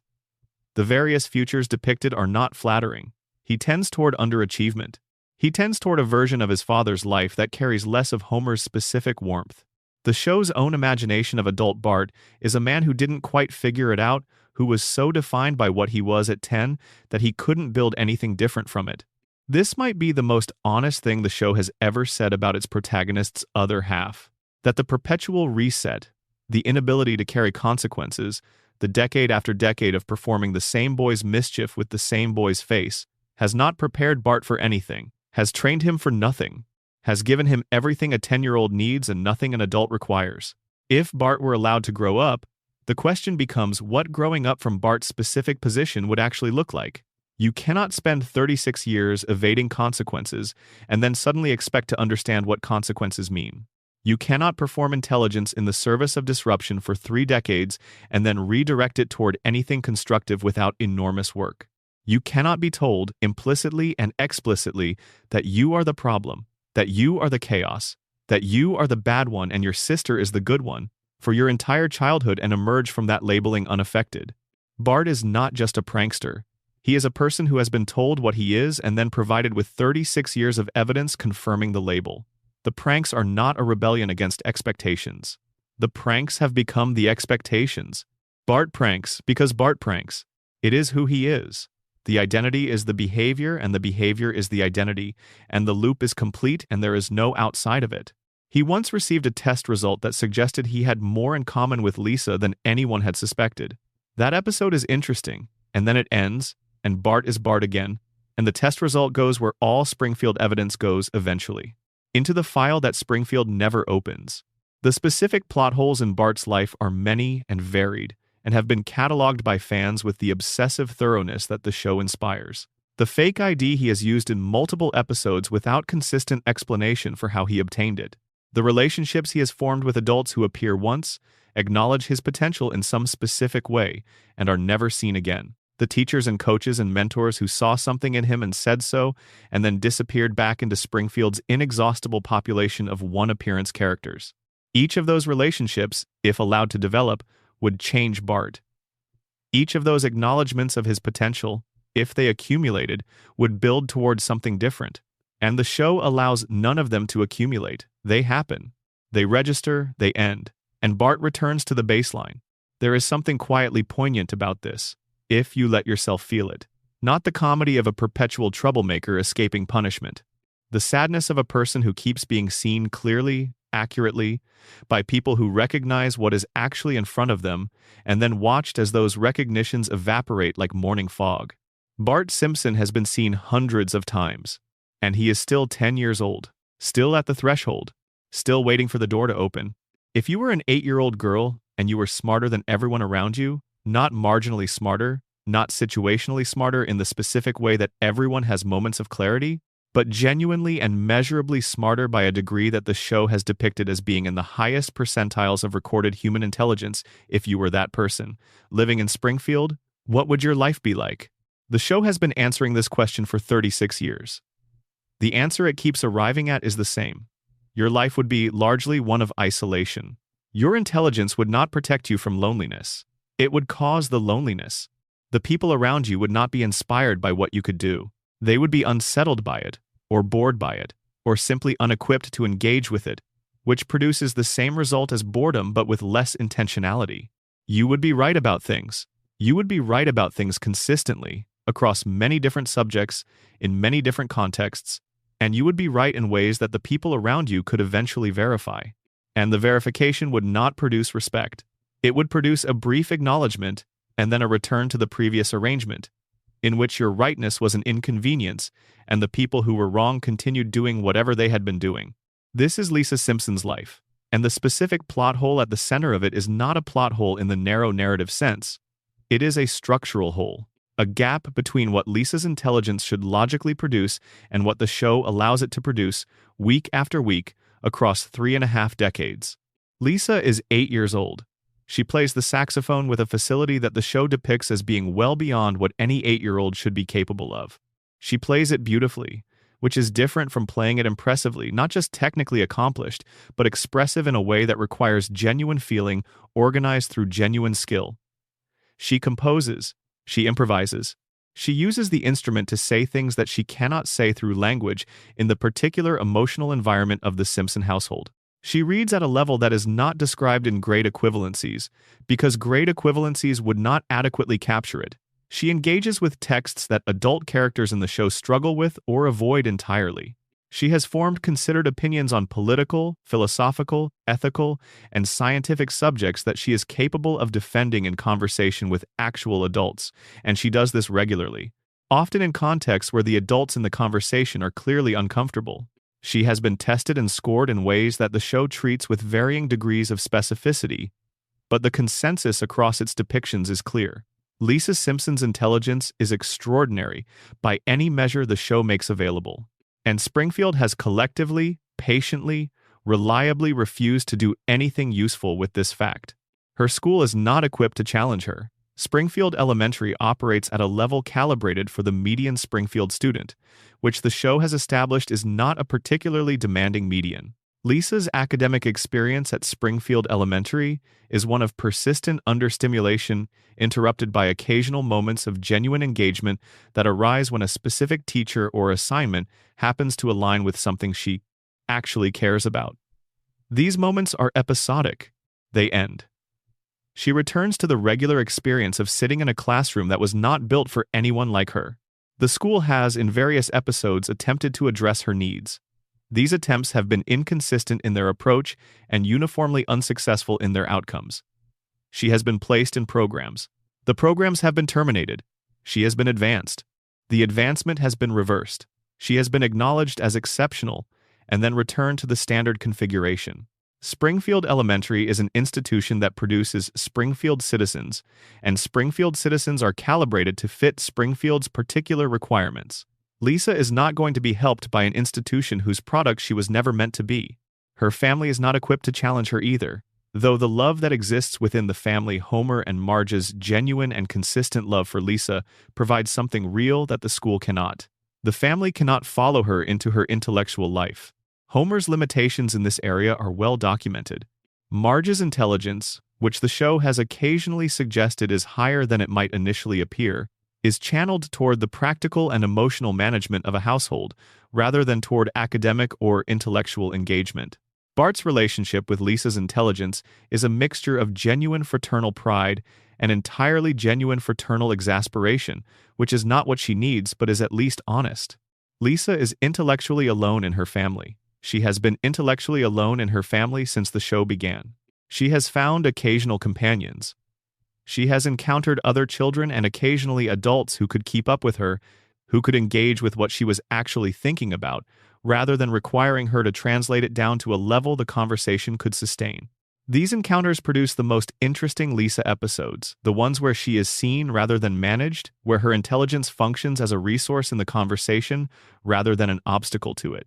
And then the episode ends and the companion disappears, and Lisa returns to the saxophone and the books and the particular quality of solitude that belongs only to people who see clearly in environments that prefer not to be seen.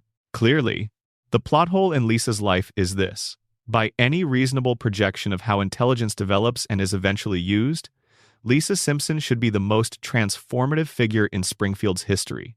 The intelligence she possesses, applied over time, developed through adequate education and appropriate challenge, directed toward any of the many problems Springfield demonstrably has: environmental, civic, institutional, economic, should produce outcomes that change things.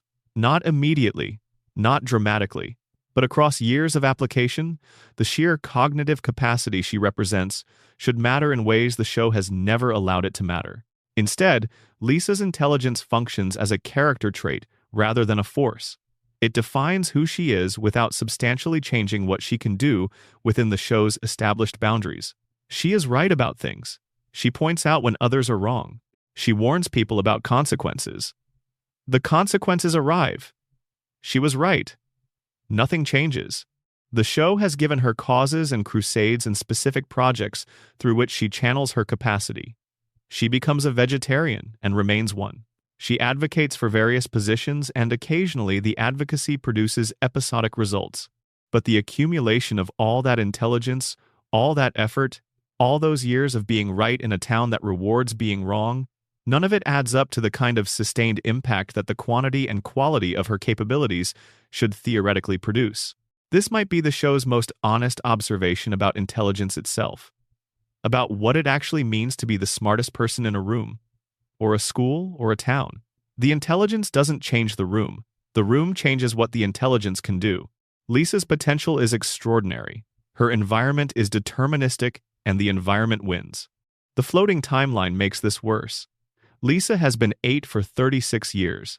She has been having the same argument with Springfield for 36 years, using intelligence that should have already solved whatever problem she is currently addressing, if the years she has been applying it were real years rather than the permanent present of the floating timeline. If time passed for Lisa, she would be 44 years old.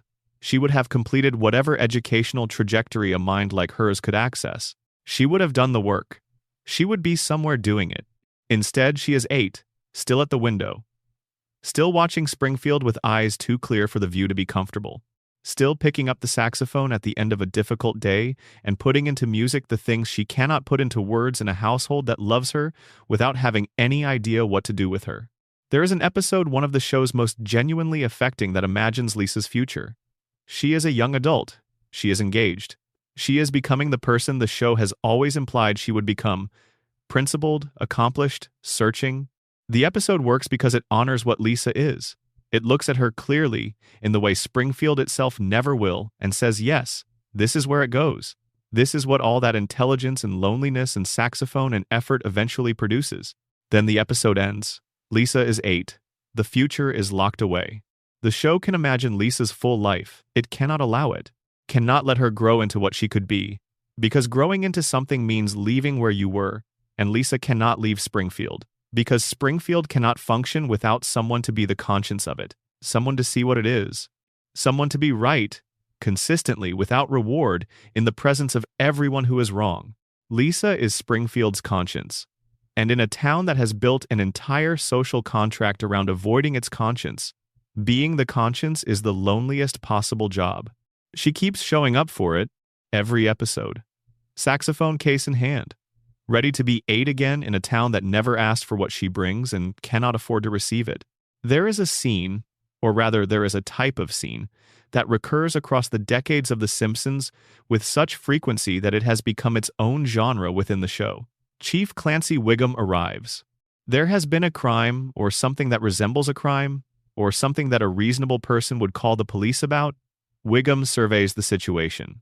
He says something that is either not relevant to the problem at hand, or is relevant in a way that reveals he has completely misunderstood the problem, or is relevant in the most superficial possible sense, while entirely missing every substantive aspect of what has actually happened. And then he either leaves, having accomplished nothing, or he stays and makes things demonstrably worse. This is the Wiggum formula. It is funny. It has been funny for 36 years in the way that very specific comic formulas can sustain themselves, because the variations on the formula are endless, and the character's specific voice and sensibility have been rendered with enough consistency that each new iteration feels both predictable and fresh. But the Wiggum formula contains a plot hole of genuine and somewhat alarming scale. Springfield is a real town with a real crime rate. The show has depicted Springfield as a place where crimes happen, not just cartoon misdemeanors, but actual serious crimes. There have been murders, or things that look very much like murders. There have been attempted murders. There have been kidnappings, extortion schemes, organized crime operations, environmental crimes of enormous scale, and at least one instance where the richest man in the town blocked out the sun. Springfield has a crime problem. Springfield's crime problem requires actual policing, and what it has is Wiggum. Wiggum's incompetence is depicted on the show with a consistency and specificity that goes well beyond the general-purpose bumbling of a cartoon bureaucrat. His failures are not the result of bad luck or impossible circumstances. They are the result of an investigative approach that is actively counter to solving problems.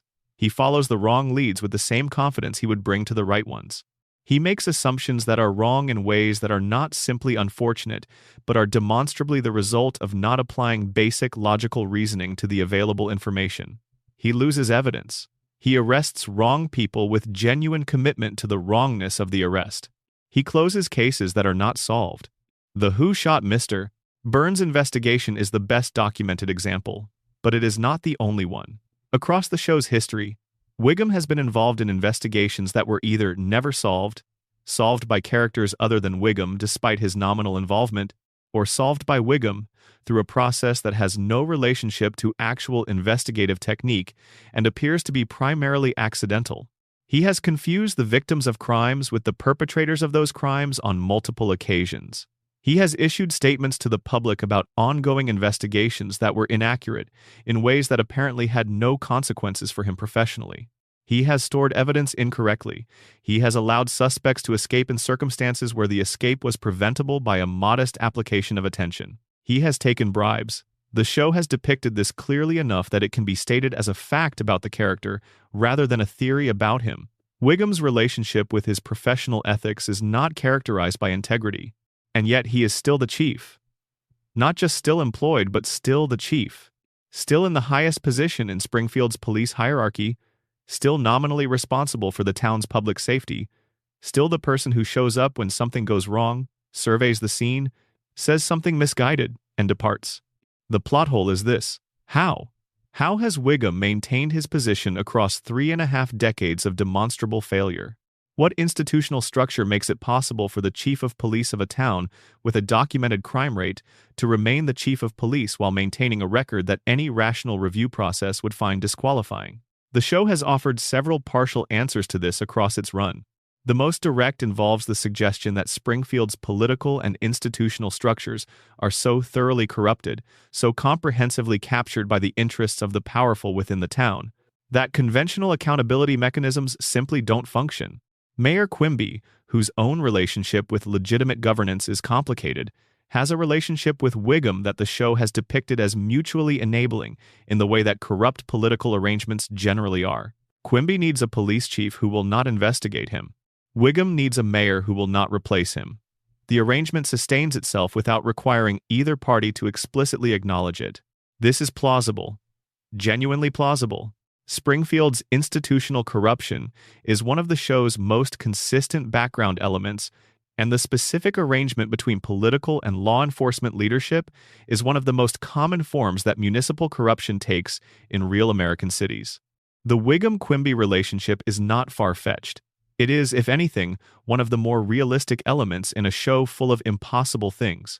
But it doesn't fully account for the scope of Wiggum's incompetence, because the corruption explanation covers the political protection but doesn't explain the specific failures of basic policing. A corrupt cop who was also a competent cop would produce a different set of problems from the ones Springfield actually has. Wiggum is not just corrupt. He is not good at his job in ways that exist independently of the corruption. He would be failing at investigations, even in the absence of any political arrangement, because the investigations fail due to basic procedural and analytical problems that have nothing to do with whether Mayor Quimby is protecting him. There is also the matter of Eddie and Lou, Springfield's other police officers, who appear alongside Wiggum in most of the scenes that involve the department, are not depicted as exceptional, but they are not depicted as Wiggum-level incompetent. They seem to have a basic functional capacity for policing that Wiggum does not reliably demonstrate, which raises the question of whether the department as a whole is as dysfunctional as its chief, or whether the chief represents a specific ceiling below which the institution as a whole is struggling not to drop.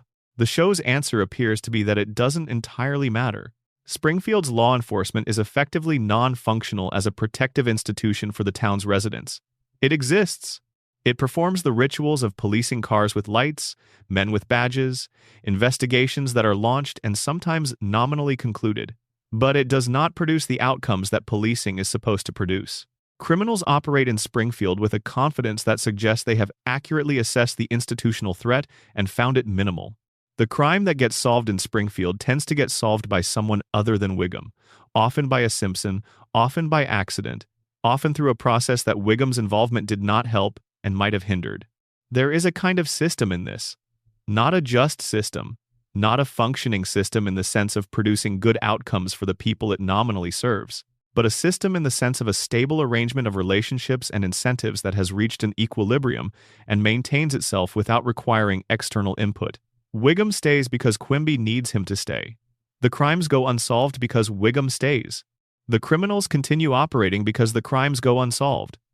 The criminals' continued operation produces revenue and influence that feeds back into the political structure that keeps Quimby in power and Wiggum in place. The loop closes on itself. Springfield's crime problem is not a failure of the system. It is the system working as the system has been arranged to work. The people at the top of the arrangement are comfortable. The people at the bottom experience the consequences of that comfort. And Wiggum stands in the middle, genuinely confused about most of what is happening around him, dimly aware that something has been arranged in a way that benefits him, and entirely incapable of seeing the full shape of what he has been made part of. His son Ralph is a separate mystery, and the show has handled Ralph's character with a specific kind of affection that coexists with the general comedic approach to the Wiggum household. Ralph Wiggum says things that suggest an extremely unusual relationship with reality, not unintelligent exactly, but oriented toward reality at an angle that produces statements that are consistently strange, often funny, and occasionally, by accident or by something else, oddly precise. Ralph has said things that, in the moment of saying them, sound like pure non sequitur, and then years later or episodes later seem to have been gesturing at something real. The show doesn't commit to any particular explanation for Ralph. He is what he is, a child who occupies Springfield with a particular kind of guileless sincerity that the show maintains as an asset. Ralph is not a plot hole. Ralph is a gift. The specific, unexplained quality of his perception of the world is one of the show's more purely joyful elements. His father, however, is the plot hole. And the plot hole is not amusing in the same way. It is the hole at the center of Springfield's safety infrastructure, the place where protection should be and isn't, the place where accountability should function and doesn't, the place where a town in which Burns blocks out the sun and Homer causes nuclear near misses and multiple people have been shot requires someone to maintain some minimal relationship with law and consequence, and instead has Wiggum eating a donut, mispronouncing something, arriving too late and leaving too early and closing the case that is still open and locking up the person who didn't do it. Springfield sleeps soundly. Someone has to. Moe's Tavern has been open for 36 years. It has served Springfield's community through economic downturns, natural disasters, the blocking of the sun, at least one dome enclosure by the federal government, and the perpetual chaos of being located in a town where chaos is the baseline condition of existence. It has survived the tenure of its owner, Moe Sislak, who has presided over the establishment with a combination of genuine commitment, spectacular mismanagement, occasional criminal enterprise, and a persistent, existential despair that the show has depicted with more emotional honesty than many serious dramas afford their central characters. Moe's Tavern should not be open. By any reasonable assessment of the financial, regulatory, and basic logistical realities depicted in the show, Moe's Tavern should have closed years ago. Multiple times. It has come close. It has been on the edge of permanent closure in enough episodes that the near closures have become their own recurring narrative within the show's fabric. And every time, through some combination of plot convenience and narrative necessity, it survives. Not thrives, survives. In approximately the condition it was in before, which is to say, barely. The financial logic of Moe's Tavern has never been coherent, and the show has not tried to make it coherent. The establishment's primary customer base appears to be Homer, Barney, Lenny, Carl, and an assortment of semi-regular figures from Springfield's population who drift in and out with varying frequency. This is not a customer base that supports a functioning bar in any city in the real world. A bar sustained by 5 or 6 regular patrons who are known to have limited financial resources and the specific relationship with money that alcoholism tends to produce paying, not when you have it but when you need to, would. Close within months in any realistic economic environment. Moe's has been open for decades. The prices at Moe's, to the extent the show has depicted them, appear to have not tracked anything like inflation across the show's run. The beer is cheap in the way that the things in Springfield are cheap, which is to say in the way that things in an animated universe that never had to manage the passage of real time are cheap. The cost of things at Moe's reflects 1989's economic reality, regardless of what year the episode is set in, because that's when the prices were established and nothing in Springfield permanently updates. This produces a situation where Moe's ongoing operation is financially inexplicable, even within the generous accounting that cartoon economics allows. The revenue doesn't add up. The expenses the show has depicted not infrequently, because Moe's financial distress is a recurring story element, don't leave room for continued operation at the margins the show implies. And yet the bar is always there when the episode requires it to be, the taps are always flowing, the peanuts are in their bowl, the light is always slightly inadequate, and Moe is always behind the counter. The character of Moe is where the tavern's impossibility becomes most interesting, because Moe is not simply a background supporting character arranged around Homer's social life. Moe is, in the show's accumulated emotional history, one of its most genuinely complex characters. The comedy of his misery has been built across so many episodes, with such specific and sometimes painful detail, that what started as a cartoon bartender has become something considerably more. Moe is lonely, not in the casual, vague sense that could be applied to many single adults whose social lives are organized around their workplace. He is lonely in the acute, structural sense, a man whose attempts at connection consistently fail, whose romantic life has been a sequence of brief possibilities that dissolve into nothing, who has genuine feeling for the people who come to his bar, and who is consistently unable to translate that feeling into relationships that exist outside the context of serving them drinks. The show has, in some of its most affecting episodes, given Moe something real, a relationship with a child from the neighborhood who genuinely liked him, a romantic connection that briefly seemed to be going somewhere, a moment of recognition from someone who was not drunk and not obligated to be there, that he was more than the sum of his circumstances. These things have all ended. The child grew or moved on. The romance dissolved. The recognition was not sustained. And Moe returned to the bar, and the bar was still there, still impossible, still serving beer that shouldn't be affordable to the people who are drinking it, in a room that is slightly too dark and slightly too small, and exactly what Springfield needs it to be. There is a specific detail in Moe's background that the show has treated as comedic material, but which carries, under examination, a particular weight. Moe was once a child actor. He played a character called Smelly in a television show called The Little Rascals, or something like it, and during that period of his life he was visible, known, recognized in a way that his current invisibility in Springfield makes feel like a specific kind of loss. The trajectory from child actor to bartender in a barely solvent tavern in a town with Springfield's particular qualities is its own kind of story. The show has used Moe's past for jokes and has occasionally gone further, using it to illuminate something about the gap between who Moe was positioned to become and who he actually became. Not bitterly. The show doesn't treat Moe with bitterness. It treats him with a kind of rueful affection that acknowledges the disparity without condemning anyone for it. Moe's boxing career is another fragment of his history that the show has introduced and built on.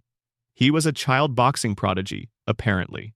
His career ended or didn't develop the way early talent sometimes suggests it might, and the bar was what came after. Mo has several past lives, several previous identities, several previous versions of a future that did not arrive. And he tends bar.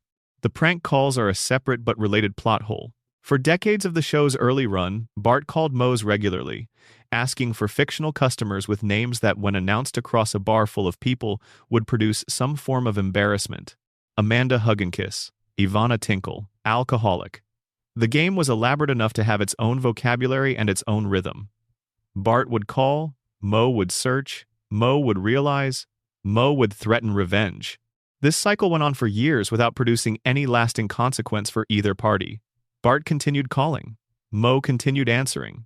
The threats were real enough in the moment and forgotten by the time the next call came. What makes this strange, viewed from a certain distance, is the question of why Moe answered. Caller ID exists in Springfield. Technology has entered Springfield, unevenly and inconsistently as all things enter Springfield, but it is there. At some point in the show's run, the ongoing prank call relationship should have become technically preventable by Moe in ways the show has never acknowledged. The calls continue because the show does not want to resolve them, which is a valid narrative choice. But the specific form of Moe's continued susceptibility to calls from an obviously recognizable number, requesting obviously impossible customers' names, is another of those quiet impossibilities that Springfield maintains through collective agreement not to notice. The bar itself presents physical impossibilities that the show has never addressed. The building, as depicted across various episodes, appears to be somewhat larger on the inside than its exterior would suggest. Not dramatically, not in the way some shows have treated interior space as entirely divorced from exterior architecture, but enough that scenes requiring a certain number of people seem to fit comfortably in what the exterior implies is a fairly narrow street-level space. The back room, which the show has occasionally used for various purposes, implies a floor plan that the street-facing facade doesn't accommodate in any obvious way. This is the kind of spatial impossibility that animation absorbs without comment. The needs of the scene determine the space. But in a show that has run long enough to have established a consistent visual vocabulary for its key locations, the occasional variations in Moe's spatial properties are visible to anyone who has spent enough time there, which most of Springfield's regulars have. There is something about a bar that functions as the center of a community's social life, the place where important conversations happen, where alliances are formed and dissolved, where the news travels fastest and filters least, that makes it almost mythological in the context of the community it serves. Moe's Tavern is Springfield's mythological space. It is where Homer and his friends go, and by extension where the audience goes with them, to exist in a version of Springfield that is slightly more honest than the official version. People say things at Moe's that they don't say elsewhere. Feelings surface at Moe's that the rest of Springfield keeps in storage. The bar is the place where the mask comes off, because the bar is the one space where the people who rely on the mask feel safe enough or drunk enough to set it down. Moe tends this space. Imperfectly, inconsistently, with financial inexplicability and emotional complexity, and a face that has been the reliable recipient of more than one character's accidental honesty over the years. He shouldn't still be there. The numbers don't work. The history doesn't support it. The economics of operating a bar for 36 years on Homer Simpson's discretionary budget are a mystery that will never be solved. But Moe's is there. Moe is there. The light is still bad. The beer is still whatever the beer has always been. And when Homer sits down on his stool, the stool that is his stool, the one he has occupied across hundreds of episodes and thousands of drinks and every version of the life he has lived in Springfield, Moe sets a glass in front of him without being asked. Because that is what Moe does. And Moe's Tavern is where Moe does it. And Springfield would be something diminished and strange without this impossible, financially inexplicable, perpetually near-closure miracle of a neighborhood bar. Even if the numbers will never add up. 742. Evergreen Terrace is one of the most recognizable addresses in the history of fiction. More people could locate the Simpson family home on a map of Springfield than could locate the actual seat of most governments. The yellow house with the green roof, the front lawn in whatever state Homer's most recent landscaping effort has left it, the car in the driveway, the tree, the path to the front door. All of it has been burned into the collective memory of the show's audience through decades of repetition in the opening credits alone. The house is familiar. The house is home in the truest sense of the word as a cultural and emotional category rather than a purely residential one. The house is also, when examined with any architectural seriousness, a building that should not be able to contain the life being lived inside it. Start with the basic square footage question, because it is where the impossibility is most obvious. The exterior of 742 Evergreen Terrace, as depicted in the show, is a modest single-family home in a mid-century suburban style. It is the kind of house that was built in enormous quantities across the expanding suburbs of post-war America. Efficient, practical, fitting within a lot that reflects the economics of suburban development during that period. It is not a small house, but it is not a large one. Its footprint, extrapolated from the exterior shots the show has provided across decades, is consistent with a structure of somewhere between 1,200 and 2,000 square feet. This square footage, in the real world, would accommodate the following without particular strain: a living room, a kitchen, 2 to 3 bedrooms, 1 to 2 bathrooms, and perhaps a modest dining area. A family of 5 in a house of that size is not unusual. People live in houses of that size all the time with children, and it works fine. The Simpson house, however, has shown itself across the course of the show's run to contain spaces that do not fit within any credible reading of its exterior dimensions. The basement is large enough to have hosted multiple enterprises and activities that would require significant square footage. Homer has set up workshops in the basement. The basement has functioned as a laboratory, a workspace, a band practice space. It contains significantly more floor area than the exterior of the house would suggest is possible. The garage is a perpetual site of expansive use. Homer has worked in the garage. The garage has housed not just the family car, but various projects, hobbies, and enterprises across the show's run, implying a square footage that seems generous relative to what the exterior suggests. The kitchen is, in multiple episodes, large enough to accommodate more people and more simultaneous activity than you would expect from a modest suburban home's kitchen footprint. The individual bedrooms, Homer and Marge's, Bart's, Lisa's, are depicted with varying sizes across episodes, sometimes appearing cramped in ways consistent with the exterior, sometimes appearing with a generosity of space that suggests a different house entirely. None of this is the show's fault in any meaningful critical sense. Animation requires flexibility in how it depicts interior space. The needs of a scene, the comedy, the emotional beat, the number of characters who need to be in frame simultaneously determine how the space is drawn in any given moment, and those needs do not always align with architectural consistency. The showrunners were not architectural consultants to themselves. The house is drawn to fit the story. But the cumulative effect of all these interior-exterior inconsistencies across 36 years of episodes is a house that, if you tried to reconstruct it from the available evidence, would resolve into something structurally impossible. A house where the interior space is somehow significantly larger than the exterior would allow. A house whose various rooms have shifted in size and configuration based on the needs of the episode in which they appear, without any of the characters noticing that their home keeps changing around them. This is the least upsetting of the house's plot holes. It is also the most understandable. The more interesting question is economic. The Simpsons house costs money. The show has, across its run, been inconsistent about exactly how much Homer makes at the power plant, but the range of plausible salaries the show has implied for a nuclear safety inspector at a plant like Springfield's, combined with the general economic status the show has attributed to the family, places them somewhere in a genuinely modest income bracket. Not poverty, not the edge of survival, but not the kind of comfortable middle-class security that would make a house, a car, 3 children, Marge as the primary caregiver at home, occasional vacations, and regular beer money at Moe's feel financially untroubled. The show has explicitly addressed financial stress in various episodes. Homer has been worried about money. The family has faced economic pressure. Marge has worked, at various points, in ways that suggest the single income doesn't always cover everything the life requires. And yet the house remains. Mortgaged, presumably, being paid for, somehow, through an arrangement that the show has never made precise enough to interrogate fully, but which must involve Homer's salary doing considerably more work than his salary, as depicted, would realistically accomplish. The specific episode-level financial plot holes in this area are numerous. Homer has made large financial decisions, purchases, gambles, investments, charity commitments that should have materially altered the family's financial position in ways that subsequent episodes do not reflect. The money that should have been depleted is apparently not depleted. The debts that should have accumulated are apparently not being carried. The family's economic baseline resets between episodes with the same reliability as everything else in Springfield, and the house remains affordable at whatever level of affordability Homer's salary can support. There is also the matter of the house's physical history, which is extensive.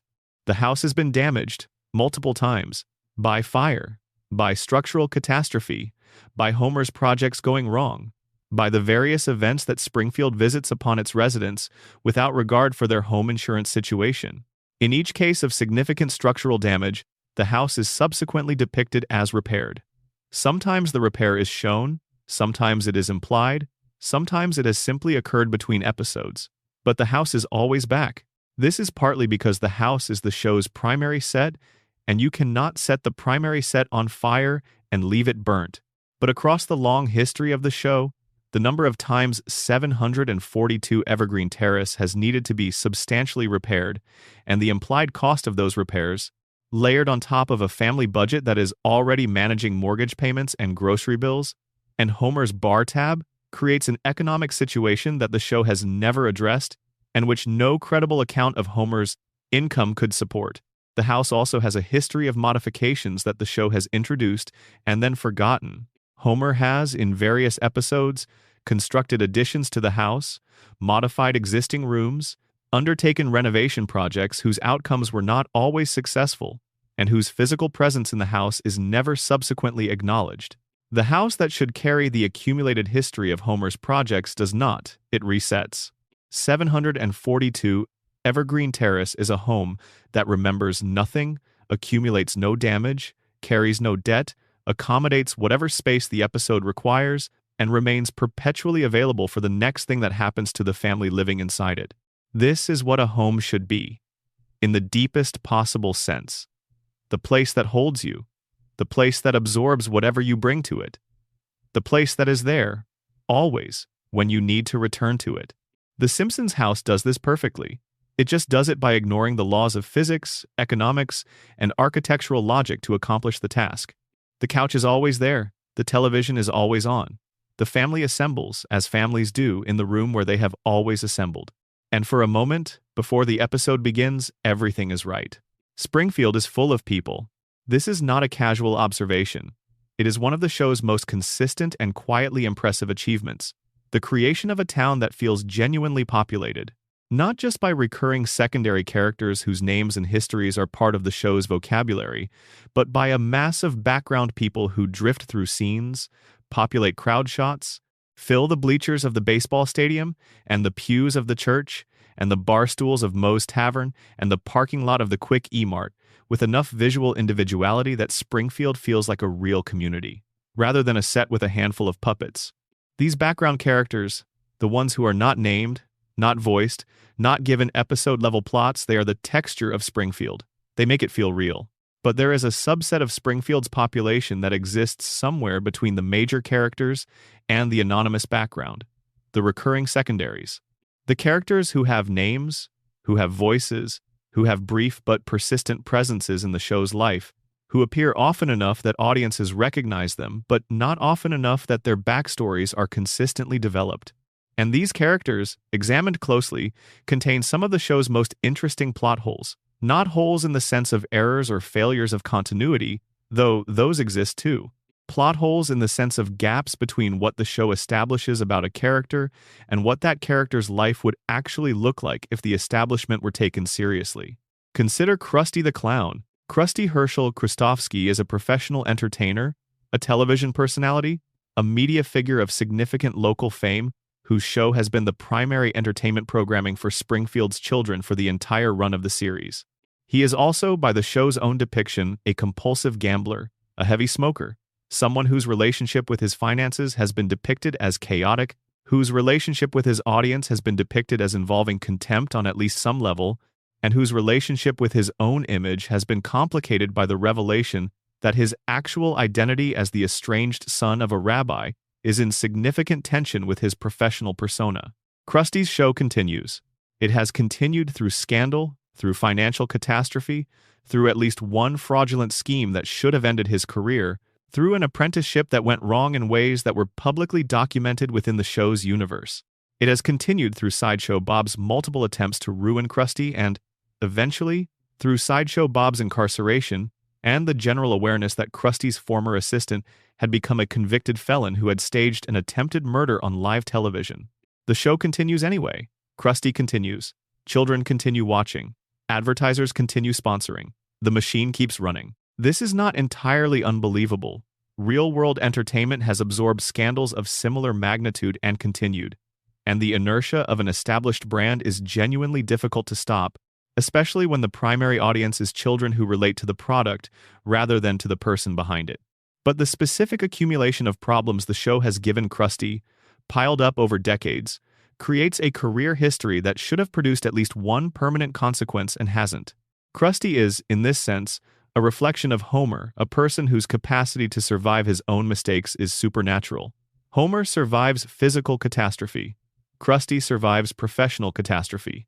Both of them are back next week, doing what they do, in the same world that should have been done with them years ago. Sideshow Bob deserves his own consideration, because Sideshow Bob's existence in Springfield is one of the most ambitious and sustained character arcs in the show's history, which also makes the plot holes in that arc more visible. Bob has been in prison multiple times. He has attempted murder. He has committed crimes of various kinds across decades of episodic plotting. He has been released from prison through various mechanisms and has returned to Springfield through various mechanisms and has been recaptured and reincarcerated through mechanisms that are sometimes satisfying and sometimes abrupt. The pattern is so established that it has become its own genre within the show. Sideshow Bob appears, pursues his vendetta, is ultimately foiled, is returned to prison, appears again. The plot hole is not that this keeps happening. The plot hole is the specific legal and institutional logic of how it keeps happening. Bob keeps getting out. Bob keeps being allowed in proximity to the people and places he has, on the public record, threatened and harmed. The parole system that governs his releases appears to operate without any reference to his documented history. The public safety considerations that should keep a convicted would-be murderer from returning to the town where his intended victim lives are apparently not part of Springfield's legal infrastructure. There is also the matter of Bob's specific failed attempt to kill Bart in a particular classic episode, which involved an elaborate trap, a sequence of events, and ultimately Bart's survival through a singing performance that took long enough for Bob's plans to be disrupted by the arrival of other characters. This episode is beloved. It is also, when examined as a piece of plotting, a story in which a convicted felon who has specifically and publicly threatened the life of a child gets close enough to that child to nearly succeed in killing him. How? The institutional answer that Springfield's parole and monitoring systems are as dysfunctional as everything else in the town is probably the honest one. But the specific chain of events that put Bob in proximity to Bart in that episode and in subsequent episodes requires a level of institutional failure that is impressive even by Springfield standards. Sideshow Mel, Bob's replacement on The Krusty Show, is a different kind of mystery. He exists primarily as a comedic element, the bone in his hair and the melodramatic delivery creating a character type that is very specific and consistently funny. But the show has occasionally suggested greater depths to Mel, moments of genuine intelligence, genuine feeling, genuine complexity without ever following through. Mel is the character who has the most clear, unfulfilled potential in the show's secondary roster. What Mel might be if the show ever gave him an episode of his own remains unanswered, and the not answering has gone on long enough that it constitutes its own kind of plot hole. Apu Nahasapi Mapatilan ran the Quickie Mart for 36 years. His story is one of the show's most complete secondary narratives. Immigration, community, commerce, marriage, children, religious faith, the specific experience of running a convenience store that is open at all hours and is sometimes robbed and is the social hub of the neighborhood in the particular way that late-night convenience stores function as social hubs. Apu's life in Springfield, as the show depicted it across its peak years, had a completeness that most secondary characters never approach. The Quickie Mart itself, like Moe's Tavern, should probably not be financially viable, based on what the show has depicted of its customer base and pricing structure. It is a single location, not a franchise outlet, run by one person with occasional assistance from family members. The economics of operating a convenience store on Quickie Mart's apparent margins, in a town where Homer is clearly one of the primary customers, should produce results that look different from the apparently stable operation the show has depicted. But the Quickie Mart is always there. The Slurpee machine is always running. The hot dogs have been rotating on their heated spindle for an indeterminate but clearly extended period.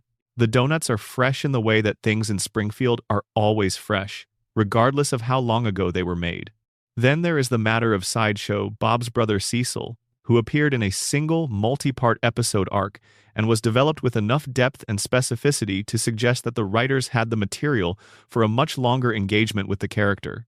Cecil is one of those Springfield figures who arrived with enough established history to feel like someone with a life beyond the episode, and who then departed back into that implied life and never returned to confirm or complicate what the episode established about him. This is a recurring feature of Springfield's secondary population. Characters arrive with more backstory than they use. The episodes that introduce them gesture toward histories that are richer than the episode itself can accommodate.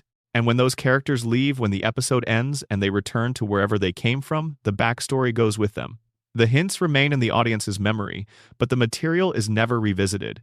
Springfield is full of people who have had something happen to them, who have been seen, briefly, clearly, in one episode of their lives, and then return to the town's general population where they continue existing in the background, carrying whatever the episode revealed about them, going about whatever their life is, in the space behind the stories the show chooses to tell.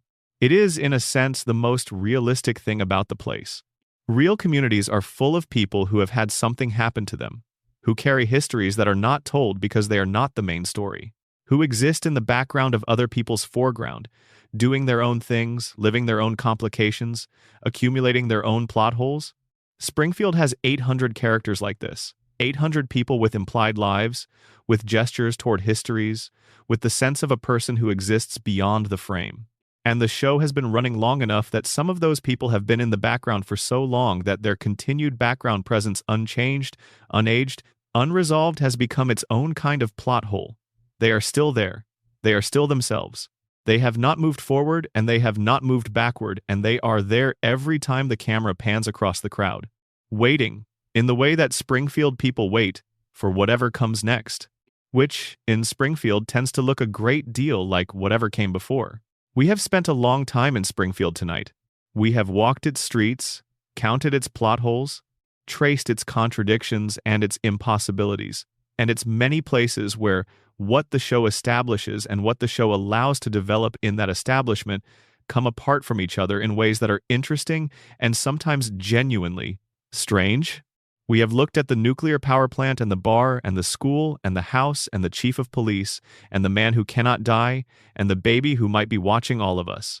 We have sat with the mystery of who shot Burns and the mystery of how Homer keeps getting up and the mystery of what Ned Flanders carries under his conditioning, patient and still and just below the surface.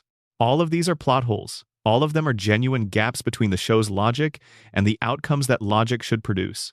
They are real, they are interesting, and they are part of what makes The Simpsons the most examined, most theorized, most richly documented piece of American television ever produced. But there is a meta-level plot hole that contains all of them. That is the shape that all the individual holes resolve into when you look at them together, from far enough back, in the right light.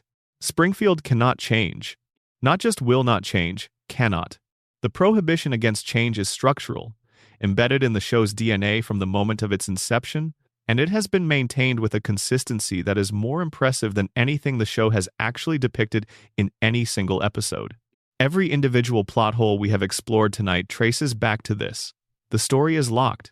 The outcome is predetermined, not in the direction of any particular event, but in the direction of the status quo. Everything that happens in Springfield leads back to where it started. This is the constraint from which no story is exempt. This makes The Simpsons unique in a way that its longevity tends to obscure. Most long-running stories accumulate change, characters develop, relationships evolve. The world of the story shifts and grows, and becomes something different from what it was when it started, because time and experience and narrative gravity pull things forward. This is what stories do. They move. The Simpsons does not move. It orbits. Every episode is a departure from the center and a return to the center, and the center never moves. The family on the couch, the town around them, the power plant on the horizon, the same faces and the same relationships doing the same kinds of things that they were doing when the show began. This creates a specific relationship between the audience and the material that is unlike anything else in television history. You come to The Simpsons not to find out what happens next. You come to spend time in a place you know. The pleasure is not narrative. It is not the pleasure of suspense or surprise or the satisfaction of watching a story resolve. It is the pleasure of familiarity, of return, of arriving somewhere and finding it exactly as you left it. This is powerful. This is genuinely powerful, and the show has leveraged it beautifully across decades of operation. The audience's relationship with Springfield is closer to their relationship with a hometown they grew up in than to their relationship with a conventional television narrative. You don't wonder what Springfield is like. You know what Springfield is like. The question is what it is like today, which will be like what it was yesterday, which was like what it was the week before. And there is comfort in this. Real, genuine comfort, of the kind that is hard to find in a world where everything else is in motion. Springfield doesn't change. In a world of constant motion, constant renegotiation, constant demands to update and adapt and relate to the new version of everything, Springfield stays put. Homer is still Homer. The couch is still the couch. The opening credits play and you are home. But sit with the other side of this for a moment. Springfield cannot change because the people of Springfield have been made, by their circumstances, by the radiation and the institutional corruption and the collective memory loss and the fluoride in the water or whatever it is that keeps the cognitive baseline of the town at the level required to maintain the current arrangement. They have been made incapable of demanding change. The plasticity that would be required for a community to look at its situation and say, collectively, this is not working. We need to do something different. That plasticity is not available in Springfield. The town is set. The people are set. The arrangement that Burns established, and that Wiggum enforces, and that the mayor perpetuates, and that the school prepares the next generation to accept, is set. And the show has been demonstrating this across its entire run, not as a critique or an alarm, but as a comedy. As entertainment, the impossibility of change in Springfield is the source of the humor and the source of the horror in equal measure, and the two are so thoroughly integrated that it is genuinely difficult to separate them. Homer goes back to work. Ned forgives. Lisa is still 8. Bart is still 10. Mose is still open. The power plant is still leaking. Burns is still alive. The fish still has 3 eyes. The people of Springfield still don't notice, or still choose not to notice, or still have the noticing capacity pharmacologically suppressed by whatever the water has been doing to them since the first episode. And the show goes on. The plot holes we have explored tonight are not failures of craft. The Simpsons is, in its best moments, a masterwork of craft. The writing, the characterization, the sustained comic sensibility that has produced 800 episodes of television across 3.5 decades, none of this is the product of carelessness or negligence. The people who make this show are skilled and thoughtful, and they care about what they are making. The plot holes are the product of time, of a show running long enough that the internal logic established in early seasons begins, inevitably, to come into conflict with the internal logic required to sustain those seasons' characters and situations indefinitely. A show that ends after 6 seasons does not have to confront the floating timeline problem. A show that ends after 10 seasons does not accumulate 30 years of contradicted backstories and shifting geographies and characters who should have faced consequences that the format prevents them from facing. The Simpsons runs forever, or close enough to forever that the difference becomes academic. And a story that runs forever collects contradictions, the way a river collects sediment. They accumulate, they build. Eventually, they change the landscape, even if the river keeps flowing the same direction. The landscape of Springfield is now made, in part, of accumulated contradictions. The town is constructed on top of its own plot holes. The impossibilities have been there long enough that they are themselves part of the foundation. Pull them out, and you don't have a better, cleaner Springfield. You have nothing. The plot holes are load-bearing. They are what Springfield is built on. This is the last and deepest insight available from a long night in Springfield. The town exists in contradiction, has always existed in contradiction. And its contradictions are not bugs in its design. They are the design. A town that was internally consistent, that aged its characters and developed its consequences and followed its logic to wherever it led, that town would eventually become something unrecognizable. It would have become something different from what it was. It would have changed. Springfield cannot change. Springfield will not change. Springfield's resistance to change is the most consistent thing about it. More consistent than any character, any relationship, any running gag, any visual motif. The change resistance is the bedrock. And on that bedrock, somehow, the show has built something that has lasted longer than most of its audience has been alive, has meant something to more people than most cultural artifacts get to mean, has produced moments of genuine beauty and genuine comedy and genuine emotional honesty in quantities that should not be possible for a television program about cartoon people in an impossible town. The Simpsons is impossible. Springfield is impossible. The plot holes are real and they are numerous, and they are, in the final accounting, part of the gift. Part of what makes the place what it is. Part of the reason we keep going back. Because going back to something that cannot change is, sometimes, the most restful thing in the world. The couch is there, the television is on, the family is assembled, exactly as they always were. Homer is reaching for the remote. Marge is worried about something. Bart is plotting. Lisa is thinking. Maggie is watching. The credits will roll. And next week, everything will be exactly the same. Which is, in a world like ours, something close to a miracle. We have covered a lot of ground tonight. We started with the floating timeline and the town that time forgot.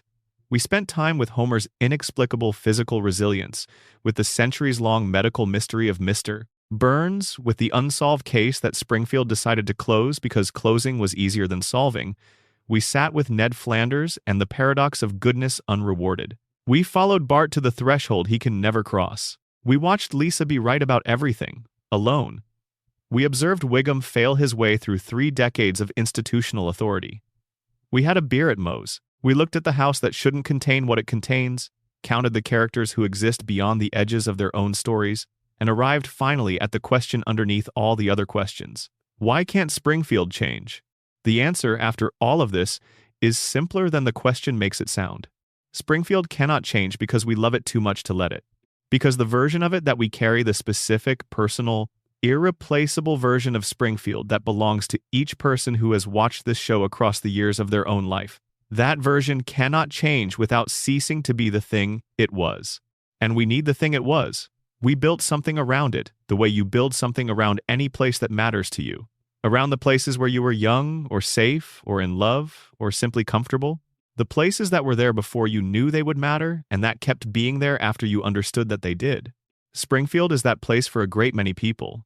Which is why the plot holes are tolerated, why the contradictions are absorbed, why the floating timeline is accepted without the resentment that the same technique might produce in a show that had not built 36 years of goodwill. We forgive Springfield its impossibilities because we love it the way you love a hometown that doesn't quite make sense from the outside but makes perfect sense from within. The show has plot holes. The show has always had plot holes. And the show has always been better than its plot holes. Which is, in the end, all you can ask of anything. Thank you for spending this night in Springfield. The lights are going down now. The couch is comfortable. Homer is already asleep. And somewhere in Springfield, in the particular stillness that falls over the town between episodes, the nuclear cooling towers are leaking something into the air that smells faintly of whatever this place is made of. Half memory, half comedy, half genuine feeling that never quite found the right words until a cartoon family on a yellow couch found them for us. Let me tell you something about Springfield's geography that becomes more interesting the longer you sit with it. The town has a harbor. It has been to the harbor in various episodes in ways that suggest the harbor is a genuine working waterfront, with boats and commercial activity and the general texture of a coastal community. Springfield also has a mountain range. Not hills, not elevated terrain, but actual mountains, peaks that cast shadows and that characters have hiked and climbed across various episodes. It has a desert. It has a forest. It has what appears to be significant agricultural land somewhere in its vicinity, because Springfield's county fair is an annual event, and county fairs require farms. No American city has all of these things in close proximity. No real geography allows for mountains and ocean and desert and forest and farmland, all within a comfortable driving radius of a single suburban neighborhood. The closest you could get, perhaps, would be somewhere in California, where the coastal ranges and the desert and the agricultural valleys create an unusual concentration of geographic diversity. But Springfield is not in California. Springfield is specifically and deliberately not locatable anywhere.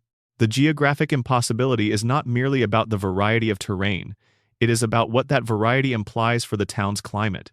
A place with mountains gets mountain weather. A place with a harbor gets coastal weather. A place with a desert gets desert weather.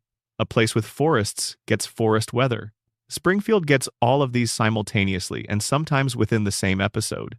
The show has depicted Springfield in blizzards and in tropical heat waves, in perfect autumn afternoons and in spring flooding events, in the dry heat of summer and in the specific cold of a winter that feels genuinely northern. Springfield's climate is every climate. Because Springfield is every town. Because Springfield needed to resonate with viewers from Minnesota and from Florida and from Arizona and from Maine, and the show accomplished this by giving Springfield all of their weathers simultaneously, trusting that no one would sit down with a barometric chart and notice. The specific episode-level geography inconsistencies compound on top of this broader impossibility.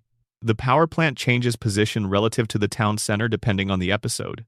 In some episodes, it looms directly over Springfield like a constant presence. In others, it is far enough outside the town that characters drive significant distances to reach it.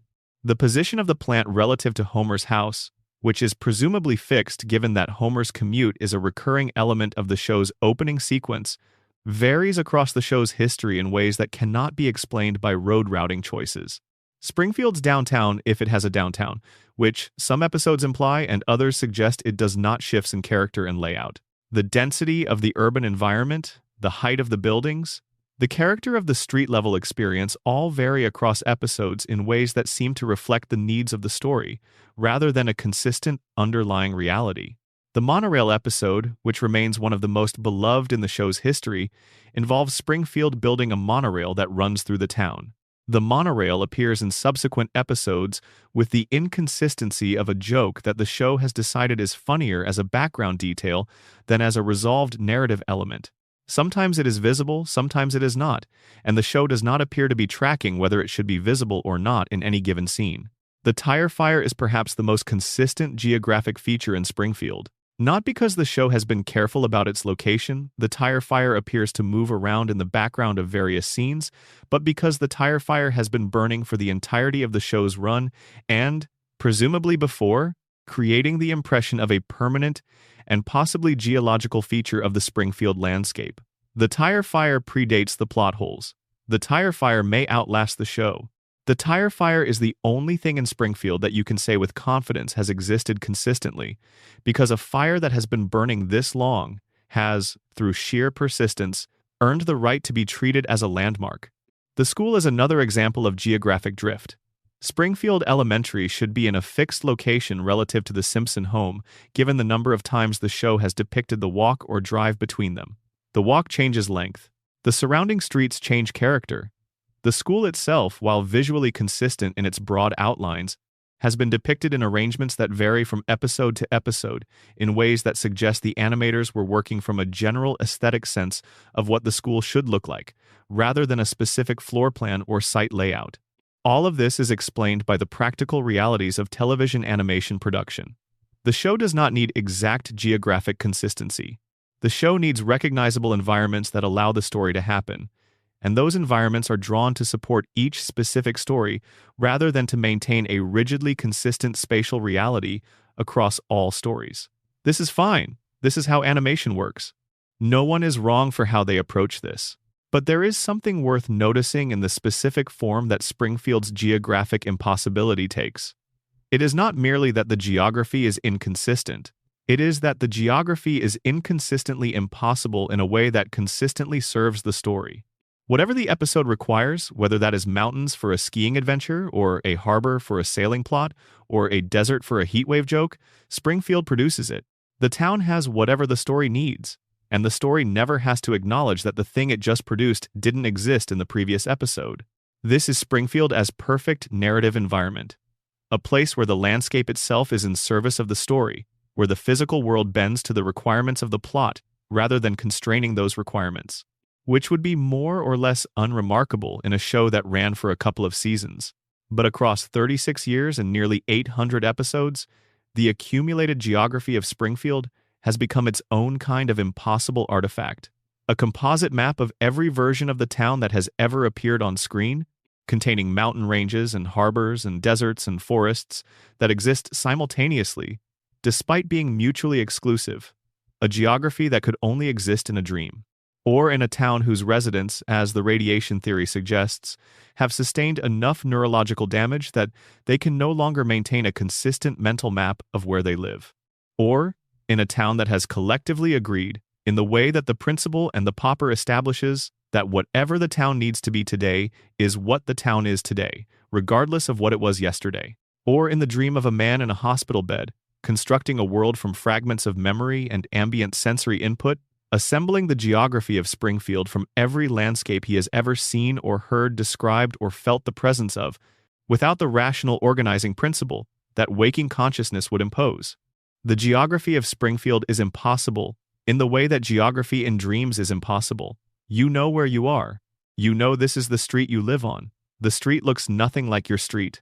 Both things are true.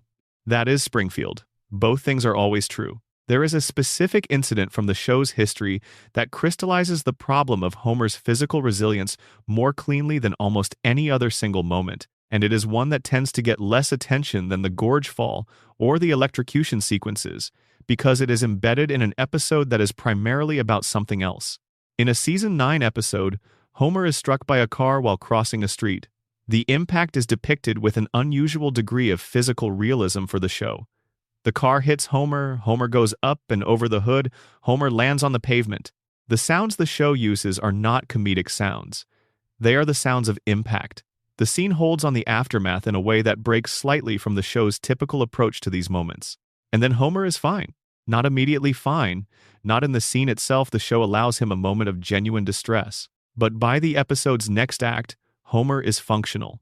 By the following episode, Homer is completely unaffected. The car might as well have been a conversation. What makes this particular incident interesting is not its content, which is a standard Homer physical catastrophe, but its context. Season 9 was a period in the show's run when the writers were experimenting with different tones. When the show was making decisions about how far into surrealism it was willing to travel, when the question of how the audience would respond to different kinds of humor was being tested across episodes that varied significantly in their approach. The scene of Homer being hit by a car in that episode is one of several moments in that period where the show seems to be testing whether realism and comedy could coexist in the treatment of Homer's body. Whether the humor of his resilience depends on the resilience being presented comedically, or whether it could survive a more straightforward depiction of the impact. The experiment, to the extent it was conducted, produced an answer. The show backed away. The more realistic depictions of Homer's physical suffering in individual episodes during this period were not sustained. The show's comedic DNA reasserted itself. Homer bounced back literally and figuratively to the approach that had always worked, the approach where the impact is delivered with appropriate sound and visual commitment, and then the scene moves on and Homer is available for the next scene. But the experiment left traces. There are moments scattered across the show's run, particularly in the seasons around season 8 through 12, where the treatment of Homer's physical experience is slightly more considered than the cartoon logic approach would require, where the show pauses for a beat longer than it needs to on the aftermath of something painful, where Homer's face, in the moment immediately following impact, registers something that looks less like cartoon exaggeration and more like an accurate depiction of what that experience would feel like. These moments are not the dominant mode. They are exceptions. But they are there, and they suggest that the show has at various points been aware of the gap between its treatment of Homer's physicality and the reality that gap obscures. The Simpsons has never fully committed to exploring what Homer's physical history actually means for who he is. It has touched the idea the crayon episode comes the closest, but it has never followed through to the place the idea leads. The place where you have to acknowledge that a person who has absorbed this much damage over this many years is not the same person they would have been without it. That damage changes people. That accumulated physical trauma leaves marks that are not just external but interior, psychological, existential. Homer does not carry those marks in the way a real person would carry them. He carries them only as comedy. The comedy works. But the marks, the real marks, the ones that would make Homer's resilience not a superpower, but a tragedy, those are the part the show has always been too kind, or too practical, or too aware of what it needs from him to examine.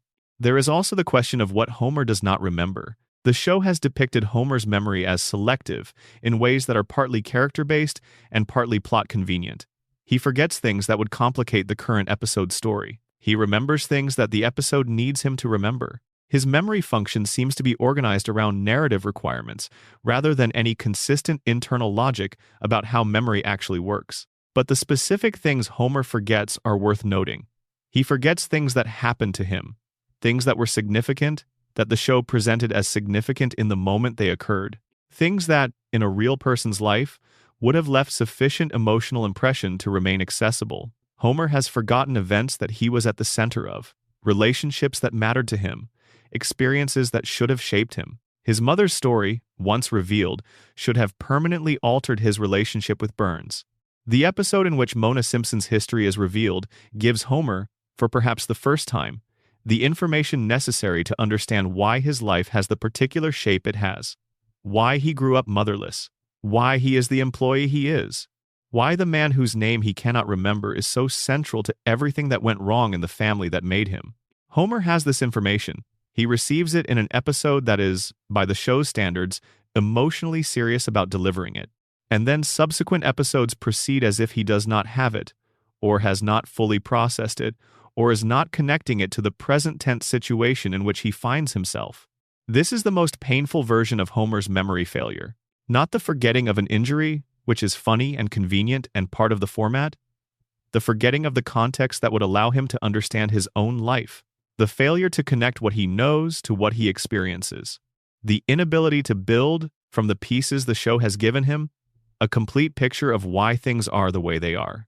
It is the crayon in a different form. A barrier not to intelligence exactly, but to integration, to the ability to take disparate pieces of information and assemble them into understanding. Homer has everything he needs to know. He cannot put it together. And the man who benefits most from Homer's inability to put it together remains exactly where he has always been, above the town, above the consequences, above whatever accounting Springfield might someday attempt to make of what has been done to it and who is responsible. Burns planned this. Or something that functions like planning produced this result. And Homer, who could in principle understand it, sits in front of his television with a donut and does not. Because Springfield. Because always Springfield. There is a specific scene from Burns's past that the show has depicted and which, when examined against the show's broader timeline, produces a calculation that defies biological reality so thoroughly that even by Springfield's generous standards it stands out. Burns attended Yale. This is established. He attended Yale in an era the show places in the early part of the 20th century, based on the cultural references and historical context the show provides around his university years.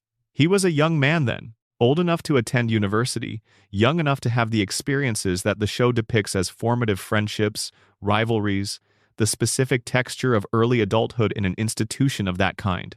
If Burns was in his late teens or early 20s at Yale, and if Yale was sometime in the first quarter of the 20th century, the show's references suggesting somewhere in the 1910s or early 1920s, then Burns is, conservatively, somewhere between 100 and 120 years old in the show's current timeline. The show depicts him as functional, as running a corporation, as having conversations, issuing orders, executing plans.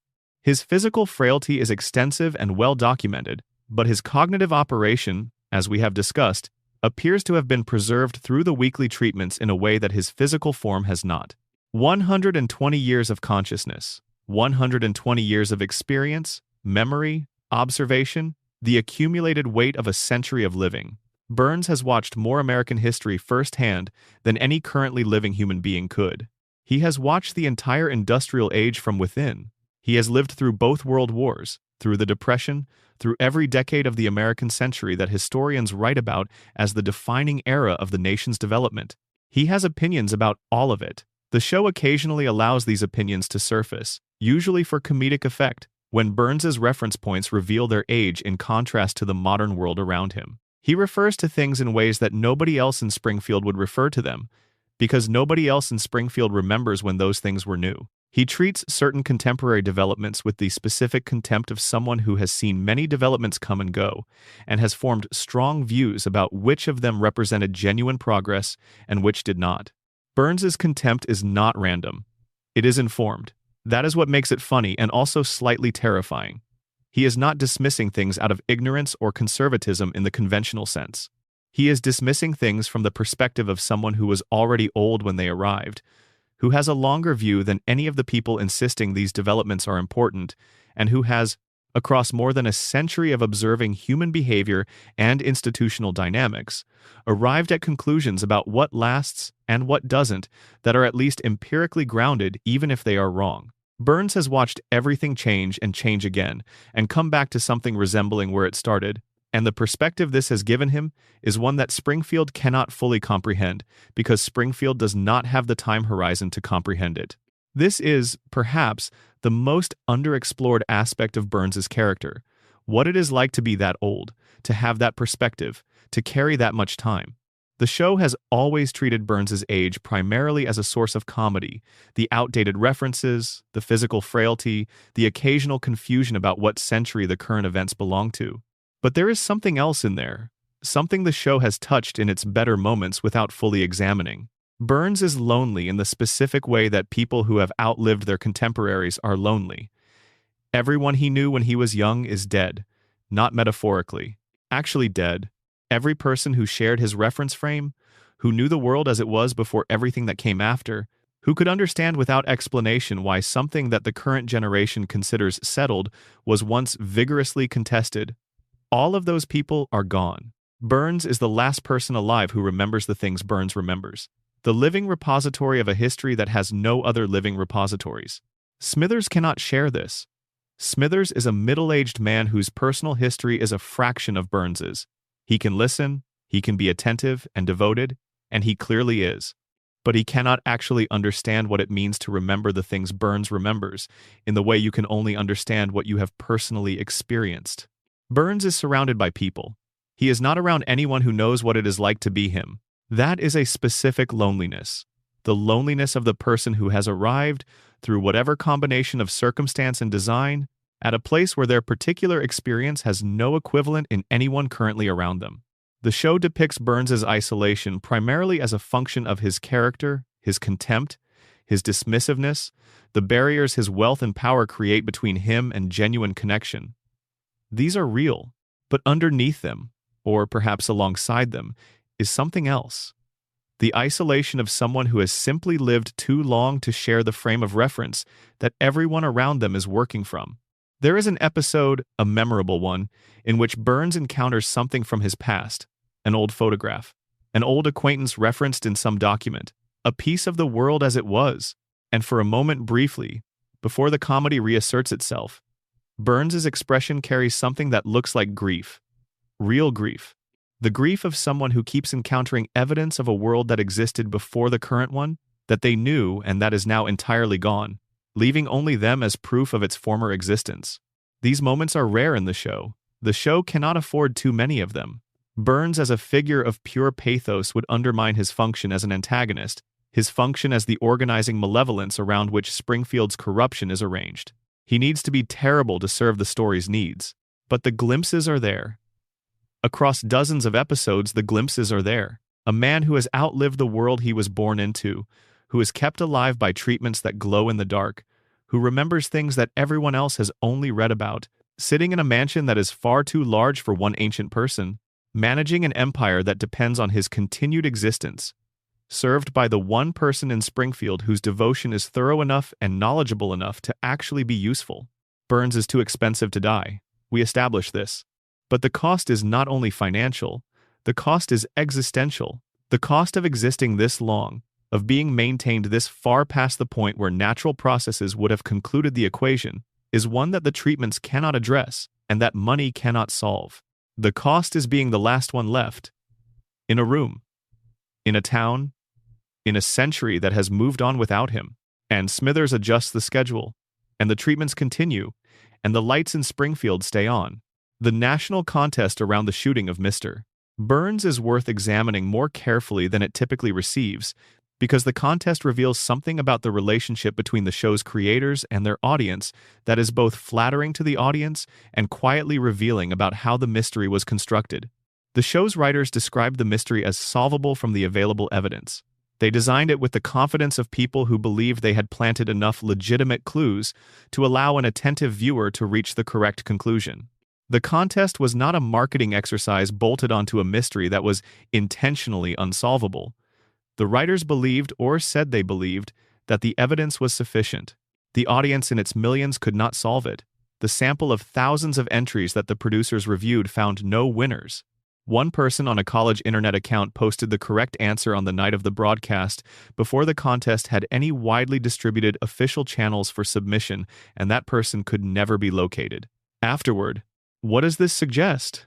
One possibility is that the clues were there, but the red herrings were more effective than the writers anticipated. The show built a genuine mystery with genuine solutions, but the misdirection worked so well that almost no one could see through it to the actual evidence. In this reading, the contest was a success at creating engagement and a failure only in producing winners, and the failure was a failure of execution rather than design. Another possibility is that the mystery was designed to be engaging rather than solvable, that the solvable from the evidence framing was aspirational rather than accurate, that the show wanted the contest and wanted the engagement, but had written a mystery whose answer did not follow cleanly from the available clues, in the way a genuinely fair puzzle's answer would follow from its clues. The Smithers alternate ending supports this reading, a complete, fully animated, fully voiced alternative conclusion in which Smithers is the shooter was produced and released. Not as a rough cut or a test, as a finished product that was shown to audiences. The existence of this alternate ending means that the show genuinely considered Smithers as the answer and created the full material required to use it. The fact that they released it, rather than shelving it, suggests they wanted the audience to see it, to know it existed, to hold it as a genuine alternative. Why would you show a genuine alternative to your official answer if you were confident the official answer was the only logical one? The answer might be that the writers were less certain about Maggie as the shooter than the official conclusion implies, that the mystery went through genuine development, that multiple shooters were seriously considered, that the decision between Maggie and Smithers and possibly others was not a simple declaration, but a negotiated outcome that happened to land on Maggie for reasons that included but were not limited to the available evidence. In this reading, the contest was real, the mystery was real, but the answer was not fully determined by the evidence. The evidence was arranged around whichever answer the writers chose, and they chose Maggie because a baby as the shooter was funnier and simpler and more immune to prosecution than any adult candidate, and because a baby cannot be convicted and cannot give an interview and cannot complicate the story by having an ongoing narrative presence as the convicted shooter of the richest man in town. The one person who got it right, posting on a news group before any official contest channels existed, had likely done exactly what a mystery novel reader does when they read a fair play mystery. They read the available evidence, they ignored the red herrings, they identified the pattern, and they named the answer. And then they disappeared. The person who proved the mystery was solvable, who demonstrated that the evidence did in fact point clearly enough for an attentive reader to find it, that person is gone. The account is closed. The answer was demonstrated once and then lost. Springfield closed that case too. There is also a dimension to the Burns shooting that receives less attention than the suspects and clues. The question of what Burns was doing in the parking lot in the first place. Burns had just been publicly confronted at a town meeting. He had arrived at that meeting as the most hated man in Springfield, having systematically damaged or destroyed the interests of nearly everyone present. He had stood before the assembled community and been confronted with the consequences of what he had done. And then the meeting ended, and Burns left, and walked through a parking lot. Alone, there is no Smithers in the parking lot scene. Smithers, who manages Burns's every movement, who ensures his safety, who controls his schedule and his medical treatments and his daily functioning Smithers, is absent from the moment that Burns is shot. The show establishes that Smithers was elsewhere, drinking, in the aftermath of being fired, but the timing is notable. The one moment in Burns's recent life when the entire town wants him dead, the one moment when going anywhere without protection would be genuinely dangerous, is the moment Smithers is not there. Was Smithers's absence from the parking lot coincidental? The show presents it as coincidental. Burns fired Smithers, Smithers went drinking, Burns went to the parking lot without protection. The sequence is logical, but Smithers knew Burns's schedule. Smithers knew where Burns would be and when. Smithers, even in his distress, would have had some awareness of the environment Burns would be walking into. And if someone wanted to ensure Burns was vulnerable at a specific moment, making sure his protection was unavailable at that moment would be the first requirement. This is not an accusation of Smithers. It is an observation about the architecture of the scene. The architecture of the scene is arranged to place Burns in a situation of maximum vulnerability at exactly the moment when the maximum number of people wanted him harmed. Everything that would normally protect him is absent. Everything that normally insulates him from consequence is stripped away. He is alone, without protection, in a parking lot, at the conclusion of a public event at which his life was plausibly threatened. Whether this arrangement is coincidence or design is the question the show has never answered and that the official verdict has never had to address. Because the official verdict is Maggie, and Maggie was there, and Maggie cannot be prosecuted. And the architecture of the scene, the convenient assembly of vulnerabilities that made the moment possible, none of that needs to be explained if the answer is a baby who accidentally picked up a gun. Burns, waking from his coma, looked around the room, made his assessment, named the answer that served him best. And Springfield, relieved to have an answer, moved on. The real question who arranged the condition stays closed in the same drawer as everything else Springfield has agreed not to look at. The specific mechanism of Ned's behavioral conditioning deserves more attention than the single episode that reveals it typically receives, because the conditioning is not merely a plot device for that episode. It is a retroactive, explanatory framework for everything Ned has ever done in the show's history, and applying it to that history produces readings of familiar scenes that are genuinely unsettling. Consider Ned's relationship with Homer's repeated use and destruction of his possessions. This has been a running element of their dynamic since the show's early seasons. Homer borrows things from Ned. Homer breaks or loses or consumes what he borrowed. Ned forgives him. Homer borrows again. The cycle is presented as comedy, as the long-suffering neighbor subjected to the thoughtlessness of the man next door. But read through the lens of the conditioning.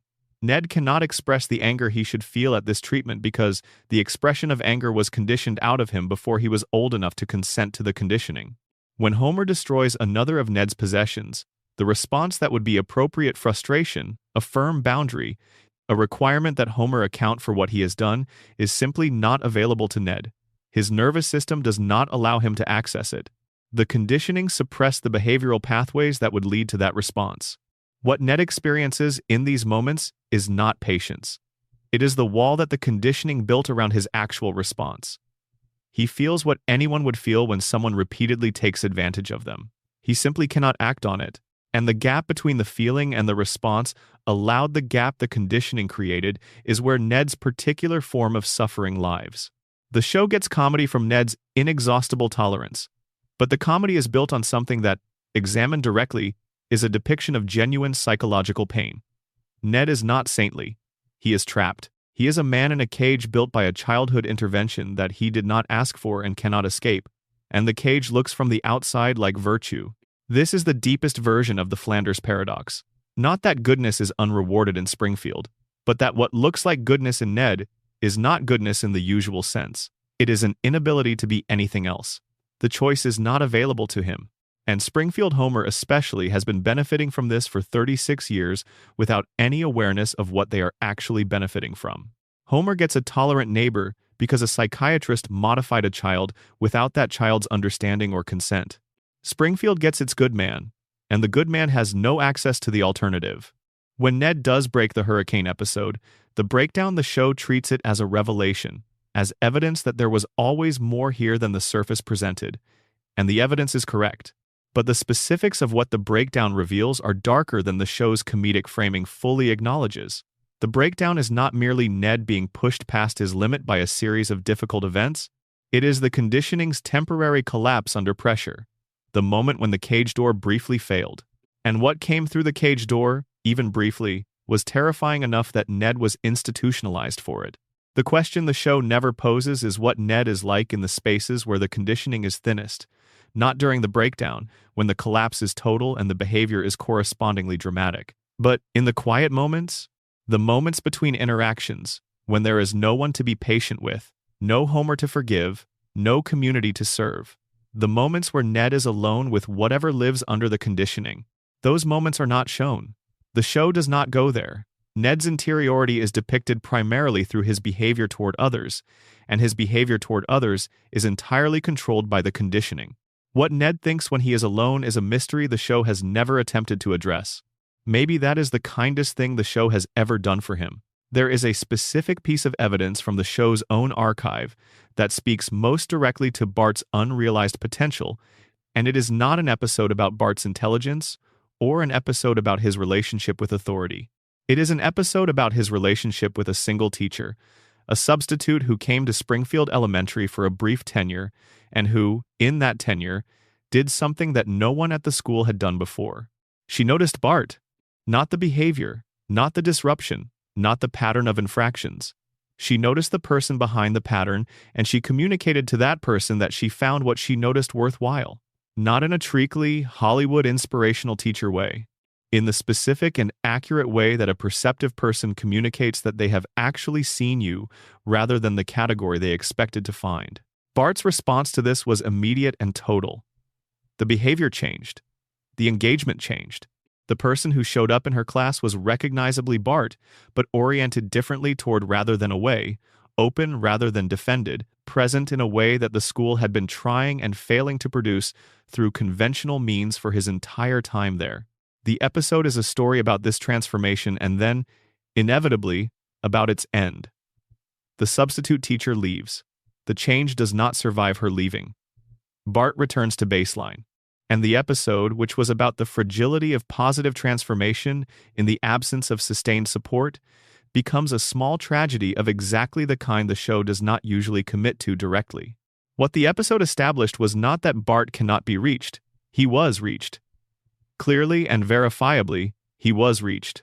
What it established was that reaching him requires specific conditions, a specific quality of attention from a specific kind of person that Springfield does not routinely provide and cannot be guaranteed to provide again. The substitute left. The conditions dissolved. The baseline reasserted itself. And Bart went back to being the kid the school expected him to be. Because that's what the school prepared for. Because that's what the format required. Because Springfield does not keep the things that transform it, it keeps the things that it was. This is perhaps Bart's most specific tragedy, not that he is unreachable, but that he has been reached and it didn't last. He knows, somewhere below the pranks and the surface resistance, that there is a version of his experience that feels different from the default. He has had it. Briefly, he cannot sustain it without support that is not available to him, and he cannot reach for it independently because he does not have the framework to understand what he is reaching for or why the default feels wrong. So he skateboards. And he puts the slingshot in his pocket, and he is 10 years old in Springfield. And everything proceeds as it always has. The saxophone is not merely an instrument that Lisa plays. It is, across 36 years of the show's depiction of her life, the primary mode through which Lisa communicates the parts of herself that cannot find expression in the verbal environment of the Simpson household. The Simpson household is aggressively verbal.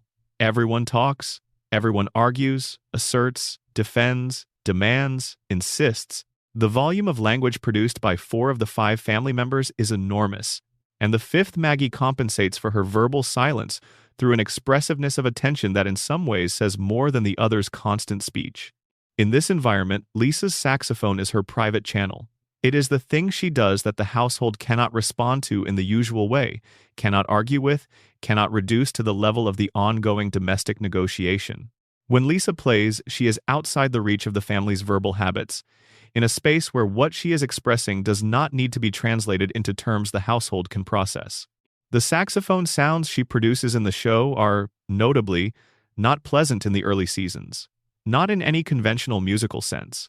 The show depicted Lisa's playing as authentic jazz-adjacent expression rather than as polished performance, and the authenticity included the aspects of saxophone playing that are difficult and raw, and not immediately beautiful to someone who is not prepared to listen for what they are communicating. Homer's responses to Lisa's playing, particularly in early seasons, reflect genuine discomfort with the sounds rather than theatrical intolerance. This is honest, And it is also important, because what Lisa is doing with the saxophone is not performing for an audience. She is communicating for herself. The sounds are real because the communication is real. And real communication does not always arrive in forms that are immediately pleasant to the people in its vicinity. As the show progressed, Lisa's playing became more conventionally musical in the show's depiction of it. The sounds became more clearly melodic, more recognizably skilled, more obviously beautiful. Whether this represents the actual development of her ability over time, which would be a continuity detail the show allowed, or whether it represents a shift in how the show chose to depict her playing, the effect is that the saxophone became, over the course of the show's run, a more legible form of expression. The audience could hear what she was playing and understand that it was good, that she was good, in a way that the earlier depictions were more ambiguous about. This change matters because legibility changes the relationship between the expression and its reception. When Lisa's playing was difficult and raw, it was genuinely private. It was hers in a way that couldn't be appropriated or easily appreciated without the specific willingness to sit with something uncomfortable. When it became more conventionally beautiful, it became more accessible, which meant it became more subject to the kinds of responses that accessible things attract, including the admiration that is really just approval of someone conforming to expected standards. The show, characteristically, absorbed this shift without commenting on it.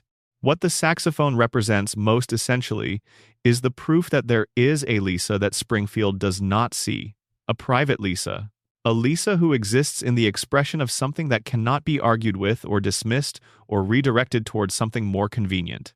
The household and the school and the town can manage the verbal Lisa, the one who makes points and takes positions and issues challenges that can be deflected. They cannot do anything with the saxophone Lisa except be in the room with it. And even Homer, even from within all his limitations, sometimes stops when Lisa plays. Sometimes the specific sound she makes reaches something in him that the verbal environment can never reach. And in those moments, brief and underdeveloped and rarely followed through on, there is a communication happening between father and daughter that bypasses every barrier the show has constructed around them. Those moments are the show at its most honest.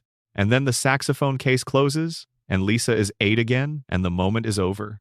Chief Wiggum's sustained incompetence raises a question that extends beyond his personal failings into the broader institutional question of what policing is for in Springfield. Not what Wiggum uses it for that is fairly clear, a combination of personal convenience and the maintenance of arrangements that benefit the people who maintain his employment, but what the institution is supposed to be doing, and whether that function has ever been intended to actually work.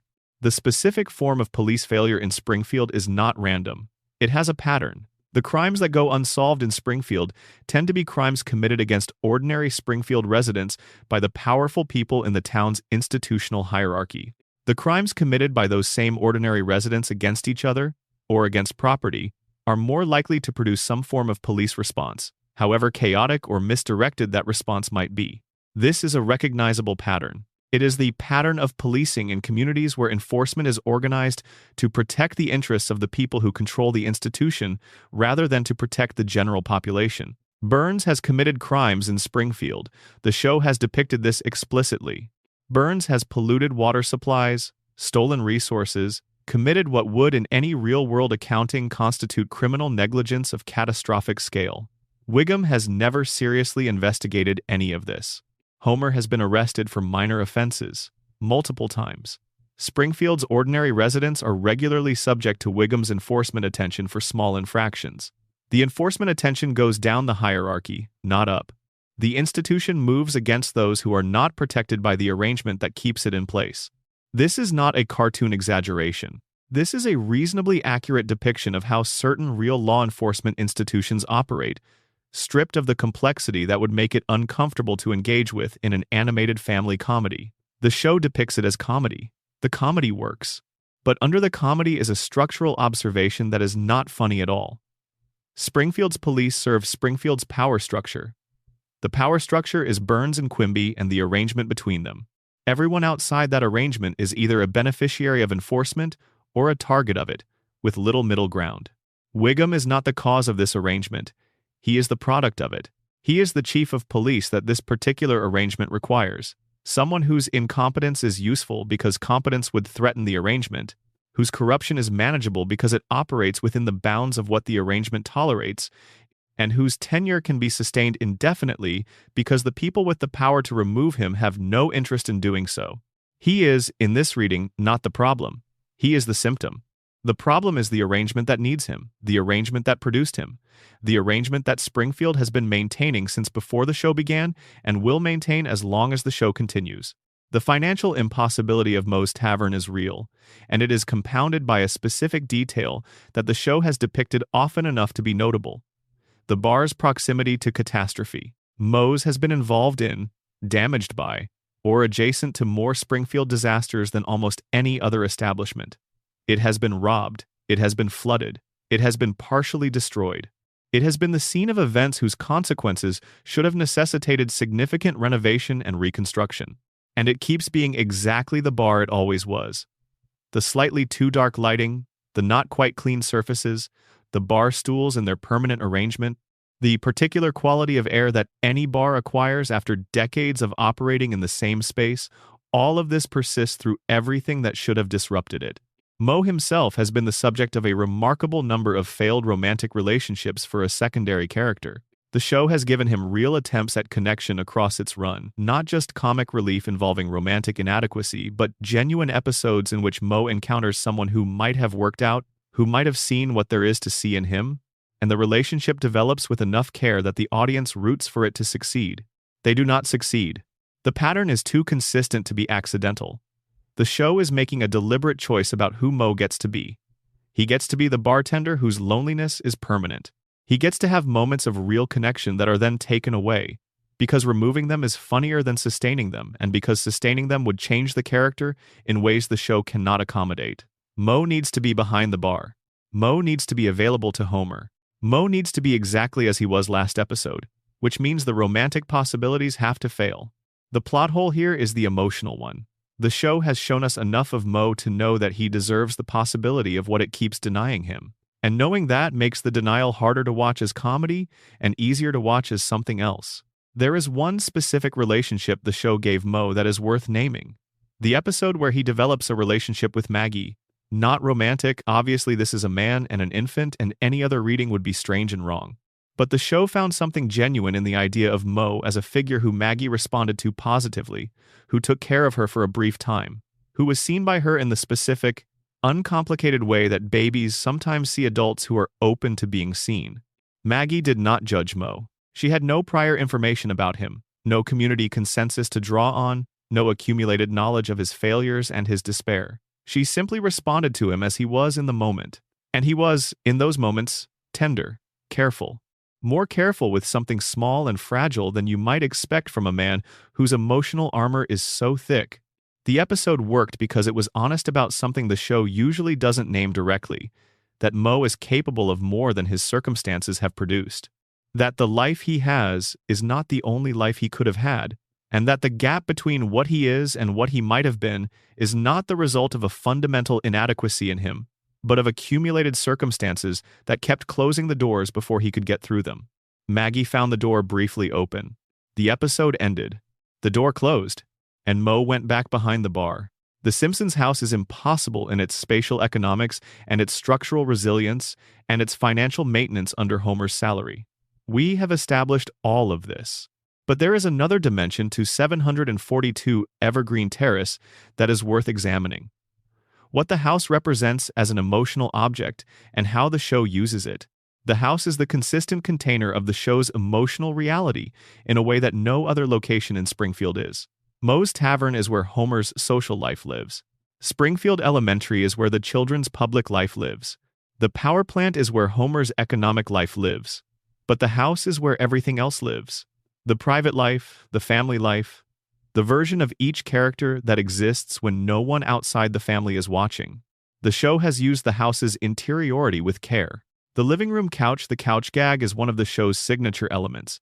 Precisely because it takes the couch as a fixed reference point and then violates it in every possible way, is the center of family life in a specific sense.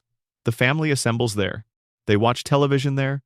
They argue and make up and ignore each other and occasionally have conversations of genuine significance there. The couch is fixed, the family is fixed, the television is on. And some version of the domestic reality the show has been depicting for 3.5 decades is being maintained in that room, in that house, on that street. The house has been shown damaged in various episodes. It has been flooded by Homer's excavation mishaps, by the various events that Springfield visits on its residents. It has been structurally compromised by Homer's projects. It has had its walls rearranged by renovation attempts that did not achieve their intended results. And it is always the same. The Simpsons house recovers because the house is not a realistic object. It is a symbol, and symbols don't accumulate damage. The house is the idea of home, the place where the family is, and the idea of home cannot be destroyed, because destroying it would destroy the premise of the story. Homer built a barbecue pit once. The barbecue pit caused problems. The barbecue pit was eventually gone. The house remained. Homer attempted various home improvement projects. They went wrong. The house absorbed the wrongs and returned to itself. The house outlasts everything Homer does to it because the house is what Homer is trying to maintain, and the show cannot allow the thing Homer is trying to maintain to fail. That would be too dark, too final, too much of an acknowledgement of what Homer's pattern of chaotic enthusiasm actually costs. So the house stays. It is always there. It is always 742 Evergreen Terrace. And when Homer comes home from wherever he has been, from Moe's or the plant, or one of the adventures that seem to find him without his actively seeking them, the house is there. The couch is there. The television is there. And something that feels like home is there, regardless of what the architecture says should be possible, regardless of what the economics say should be sustainable, regardless of what 36 years of Homer's specific relationship with home improvement says should have happened to it by now. The house is impossible. The house is exactly what it needs to be. There is a character who appears in the background of Springfield scenes so consistently that over the years they have developed a Wikipedia page, a fan following, and a specific identity that the show has never formally assigned. This is one of many such characters. Springfield's background population contains figures who have become recognizable through repetition, who exist as part of the town's texture in ways that exceed their actual screen presence. The blue-haired lawyer, the rich Texan, the various figures at Moe's whose faces have become familiar without their names ever being formally established for the audience. These characters are the connective tissue of Springfield, the population that makes the town feel like a town rather than a set. Each of them has an implied life, an existence that extends beyond the edge of the frame. The blue-haired lawyer has a legal practice. The rich Texan has a life in Texas and connections to Springfield that have brought him back regularly enough to make him a recurring presence. The figures at Moe's have homes somewhere, daily routines, lives that intersect with the bar's reality at specific hours and return elsewhere the rest of the time. The show has never followed any of them home, never given their private lives the same attention it gives The Simpsons, or even the secondary attention it gives Ned or Moe or Krusty. They exist in their public capacity, in the frame of the story, and their private capacity is implied rather than depicted. This is the condition of being a secondary character in a long-running narrative. You have enough presence to accumulate an implied reality that extends beyond what the show has shown, but not enough screen time to resolve that implied reality into something concrete. You are richer than you appear and less developed than you deserve. Springfield has hundreds of these people. By the end of a long run, by the accumulation of all the background presence across all the episodes, these characters collectively constitute something that feels more like a real community than any of the main characters individually could create. You cannot have a real community with 5 protagonists. You need the hundreds of people in the background, going about their implied lives, populating the world that the protagonists move through. Springfield has that. Springfield has it more thoroughly than almost any other fictional town in American television history. And each of those hundreds of people is a plot hole, a gap between what the show has suggested about them and what the show has never delivered, an implied story that exists only in the space the show created for it and never filled. Springfield is a town of implied stories, hundreds of them, living their parallel lives in the background, crossing the frame, contributing to the texture of the place, and then returning to whatever the show never showed us about them. They are there, we just cannot follow them home. We have arrived at the end, and the end in Springfield is also the beginning, because that is what the loop does. It returns you to the start. Homer sits on the couch, the television is on, the opening credits have played. The family has assembled in their places with the particular chaos and speed that the credit sequence requires of them. And the episode begins. It has always begun. It will always begin. The loop is real. We built it. We maintain it. Every time we return to Springfield, every time we sit down with this family that we have been watching for years, maybe our entire lives, maybe longer than we can precisely account for, we reinforce the loop. We tell the show that the loop is what we want, that the reset is valuable, that the permanent present of Springfield is something we are choosing to be in. This is not a criticism. It is an observation about the nature of what this show has become and what it means to the people who watch it. Long-running stories accumulate meaning in ways that their creators cannot predict and cannot fully control. The Simpsons began as a comedy about a specific kind of working-class American family, satirizing the media and cultural landscape of the late 1980s with the particular wit and intelligence that the show's early writing staff brought to it. That was the intention. That was the design. What it became is more complicated. It became a repository, a place where the cultural memory of decades of American life is stored, indexed by episode, accessible on demand. A place where the specific experience of being an American person in the period from 1989 to the present can be examined in compressed form through the lens of one family and one town and one endless present that absorbed everything and changed nothing. Springfield is where we put things. The anxieties of particular moments, the comedic potential of specific cultural developments, the ways in which American life, at various points in its recent history, looked both entirely recognizable and faintly absurd. All of it went into Springfield. All of it became part of the texture of this impossible town. And because Springfield cannot change, because the loop holds, all of it is still there, still accessible. The episode from 1993 is still there. The episode from 2007 is still there. The jokes that landed and the ones that didn't, and the moments of genuine emotional truth and the ones that fell short, all of it preserved in the amber of the floating timeline, available whenever you need to go back. This is the plot hole that contains all the others.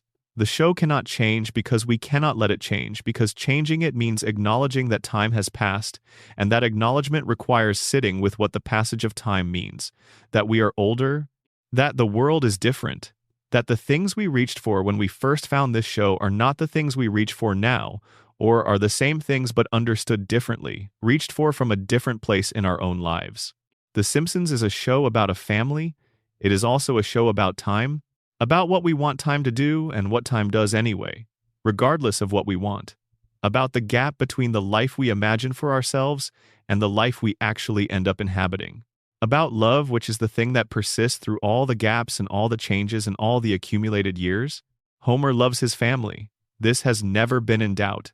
Through every physical catastrophe, and every professional failure, and every moment of spectacular stupidity, and every time the world has reset around him, and he has woken up exactly where he started, the love is consistent. It is the one thing the show has never undercut. The one thing that doesn't have a plot hole. The love is complete. It is whole. It does not contradict itself across episodes. And maybe that is the answer to the question of why we cannot let Springfield change. Because we love these people. Because we have loved them for years. Because watching them is, in some version of the feeling that television can produce, a form of spending time with people who matter to us. People who are not real, who have never been real, who exist only in the shared imagination of the show's audience. But the love for them is real. The comfort of returning to them is real. The particular feeling of sitting down with this family in this house, in this impossible town, is real. And real things are worth protecting, worth returning to, worth the suspension of disbelief that all of it requires. Homer will survive something that should have killed him. Marge will worry. Bart will transgress. Lisa will be right about something that nobody wants to hear. Maggie will watch. Burns will glow. Ned will forgive. Wiggum will arrive too late. Moe will tend the bar. And Springfield will be exactly what it has always been, and what it will always be, and what we keep coming back to, in the middle of the night, in whatever corner of the world you happen to be watching from. The loop is ours. We built it with our attention. We maintain it with our love. And in that sense, all the plot holes, all the impossibilities, all the contradictions, all the 36 years of continuity errors and floating timelines and characters who should have faced consequences and didn't, all of it is held together by the same thing that holds the family together in the show. Itself? By something that doesn't make sense and doesn't need to. By the thing that keeps Homer getting up. By the thing that makes the house still there when he comes home. By the thing that makes Marge still there. By love, which has never been logical, never been consistent, never followed the rules that everything else around it follows, and which is, somehow, always enough. Springfield will be here when you wake up, and when you come back to it, nothing will have changed, and everything will be exactly as you left it, which is the only thing any of us have ever really wanted. You have spent a long time in Springfield tonight. Maybe you started watching this somewhere around when the sun went down, and now it is very late and the world outside your window is quiet. Maybe you put this on as background and found yourself listening more carefully than you expected. Maybe you have been here for the whole journey, from the first observation about the floating timeline to this final reflection on what the show means, and what we put into it and what we get back. However you arrived here, you stayed. And that says something about what Springfield is. Even when what Springfield is includes 36 years of contradictions and impossibilities and questions that were never meant to be answered and plot holes that were never meant to be examined this closely. The Simpsons is the longest-running American animated series, the longest-running American sitcom, the longest-running scripted primetime show in the history of television. These facts are extraordinary, not in the abstract superlative sense, but in the lived sense. A show running this long becomes something that no single viewing session, no single season, no single analysis can fully account for. It becomes a thing that people have portions of rather than a complete relationship with. You carry your episodes, your specific moments, the lines that stayed with you, the jokes that you still find funny all these years later, and the ones that land differently now, the character moments that hit harder as an adult than they did as a child, or the reverse. Springfield gave all of that to us. The impossible town with the floating timeline and the glowing billionaire and the indestructible working man and the 8-year-old genius and the silent baby and the conditioned neighbor and the insolvent bar and the incompetent police chief and all the hundreds of people living their implied lives in the background. It gave us all of this, and it put it in a loop, and the loop holds, and we keep coming back. That is not a plot hole. That is the show. The Simpsons movie arrived in 2007, 18 years into the show's run, and it did something that the show itself had never quite done.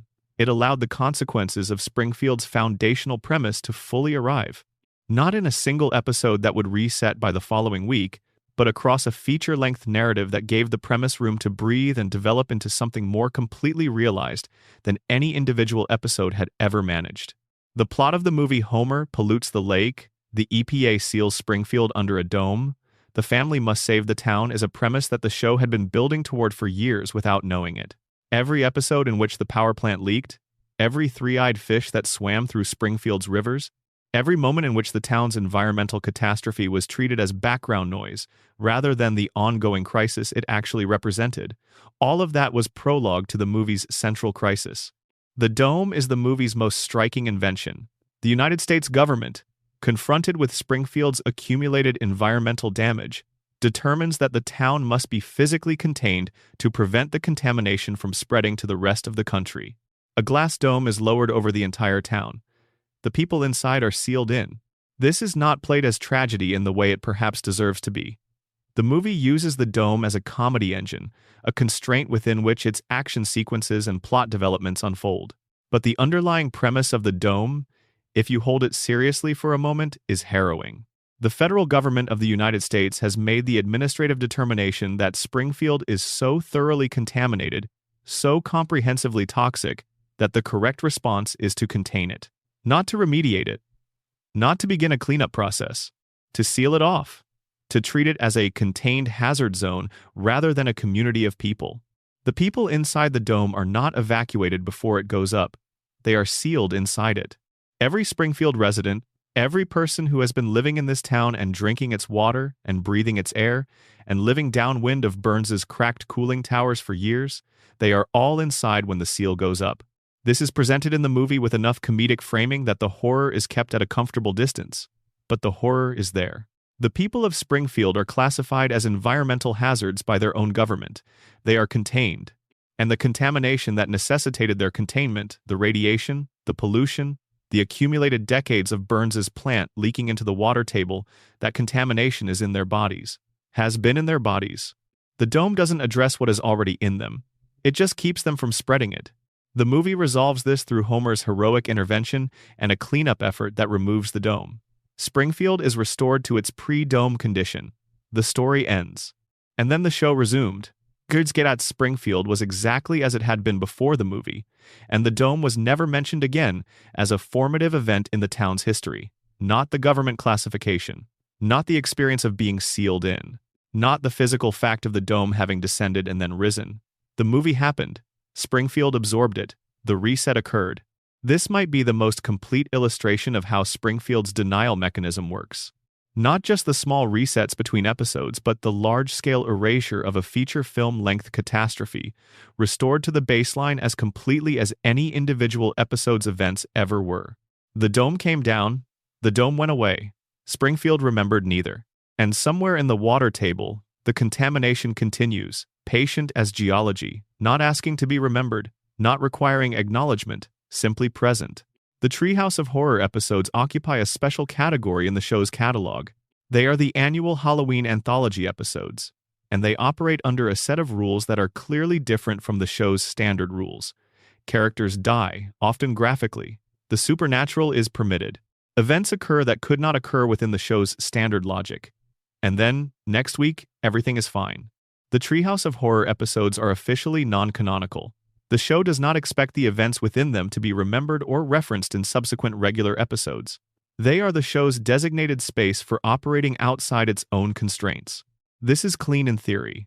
The show has carved out a container for things that don't fit in the regular continuity, and the container is labeled clearly enough that everyone knows the rules. But the Treehouse of Horror episodes have accumulated, over 36 years, into an enormous body of work. More than 30 installments, each containing multiple segments, each depicting events and character developments and narrative possibilities that the regular show cannot accommodate. This is a significant portion of the show's total output, and within these episodes, the characters are recognizably themselves. Homer is Homer, Bart is Bart. The family dynamics are the family dynamics. The show uses the Treehouse of Horror format to explore alternative versions of these characters, alternative situations, alternative possibilities for what Springfield might be.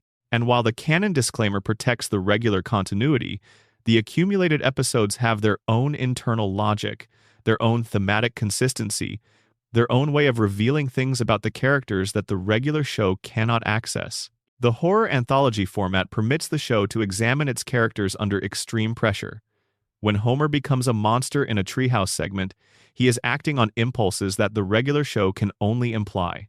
When the family confronts genuine danger rather than cartoon peril, the relationships between them are illuminated in ways the regular show's gentler stakes cannot always reach. This is why the Treehouse episodes, despite their non-canonical status, feel essential to the complete picture of what the show is. They are the place where the show's horror, the underlying darkness that the comedy sits on top of, is allowed to surface fully. The three-eyed fish is a background gag in the regular show. In a Treehouse segment, it would be the monster.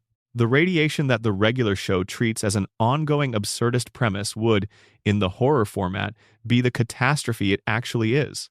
The Treehouse episodes are where Springfield's plot holes become literal, where the things the regular show cannot quite bring itself to fully examine are given the freedom to be themselves. They are the most honest part of the show, in the appropriately labeled space where the rules are suspended and the truth is permitted to be terrible. We have talked at some length about Maggie as she currently exists. The infant with extraordinary cognitive capacity, the strategic silence, the pacifier, the enormous eyes that the show has occasionally used to communicate depths of awareness and understanding that the other characters entirely miss. But there is a dimension of Maggie's situation that the expanding material has not fully explored. The question of her future as the show has imagined it. Unlike Bart and Lisa, whose futures have been glimpsed in multiple flash-forward episodes, Maggie's trajectory is the least depicted of any Simpson. The show has offered fragments of future. Maggie is sometimes present in sequences depicting the adult lives of her siblings, sometimes mentioned, but not centered. The future that the show has given her hints of is harder to read than her siblings' futures, which is consistent with everything the show has established about her as a character. If Lisa's future in the show's imagination is a young woman who has become what her intelligence and values pointed toward, principled, somewhat lonely, searching for connection in a world that still doesn't quite know what to do with her.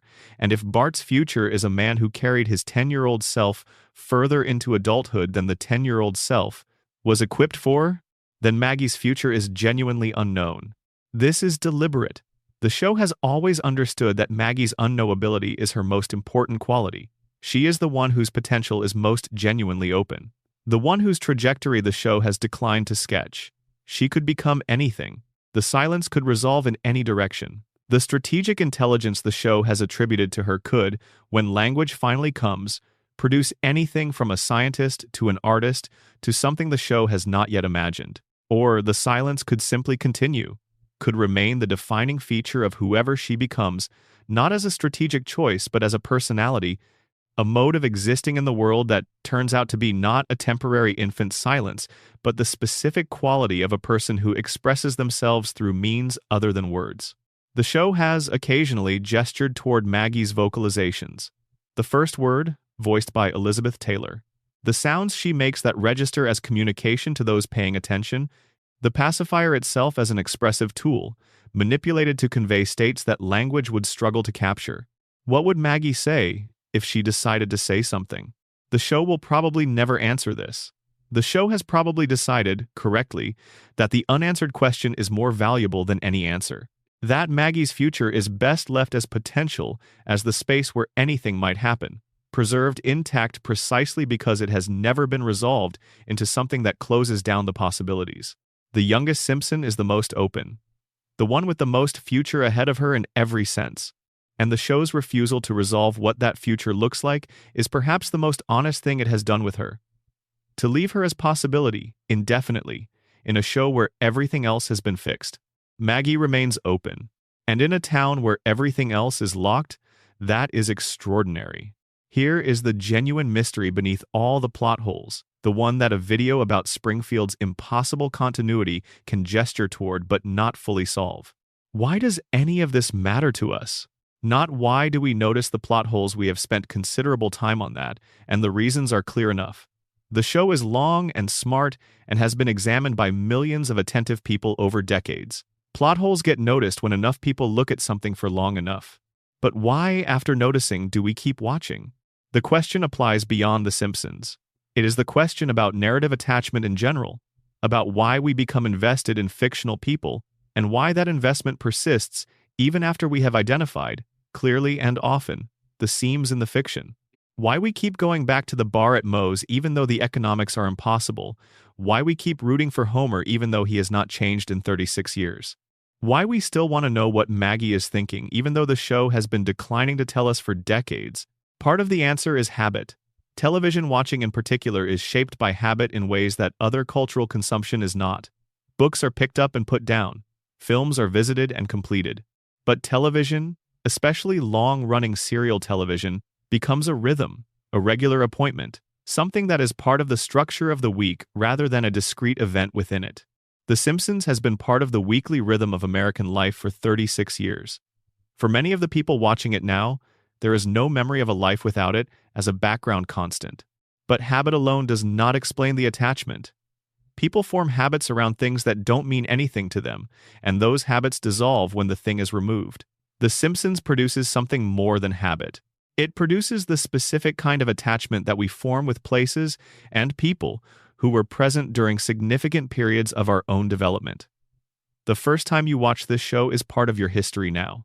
Whatever you were going through when it first became part of your television life, whatever the world looked like around you in that moment, is associated with this show in ways that are not about the show's content, but about the context in which you received it.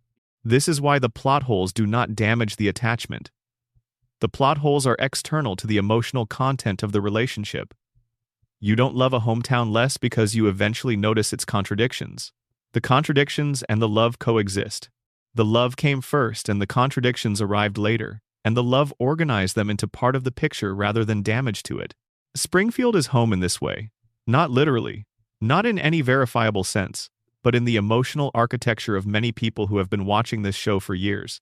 Springfield occupies the specific space in memory and feeling that belongs to home. To the place that was there when things happened, that held the context, that was present.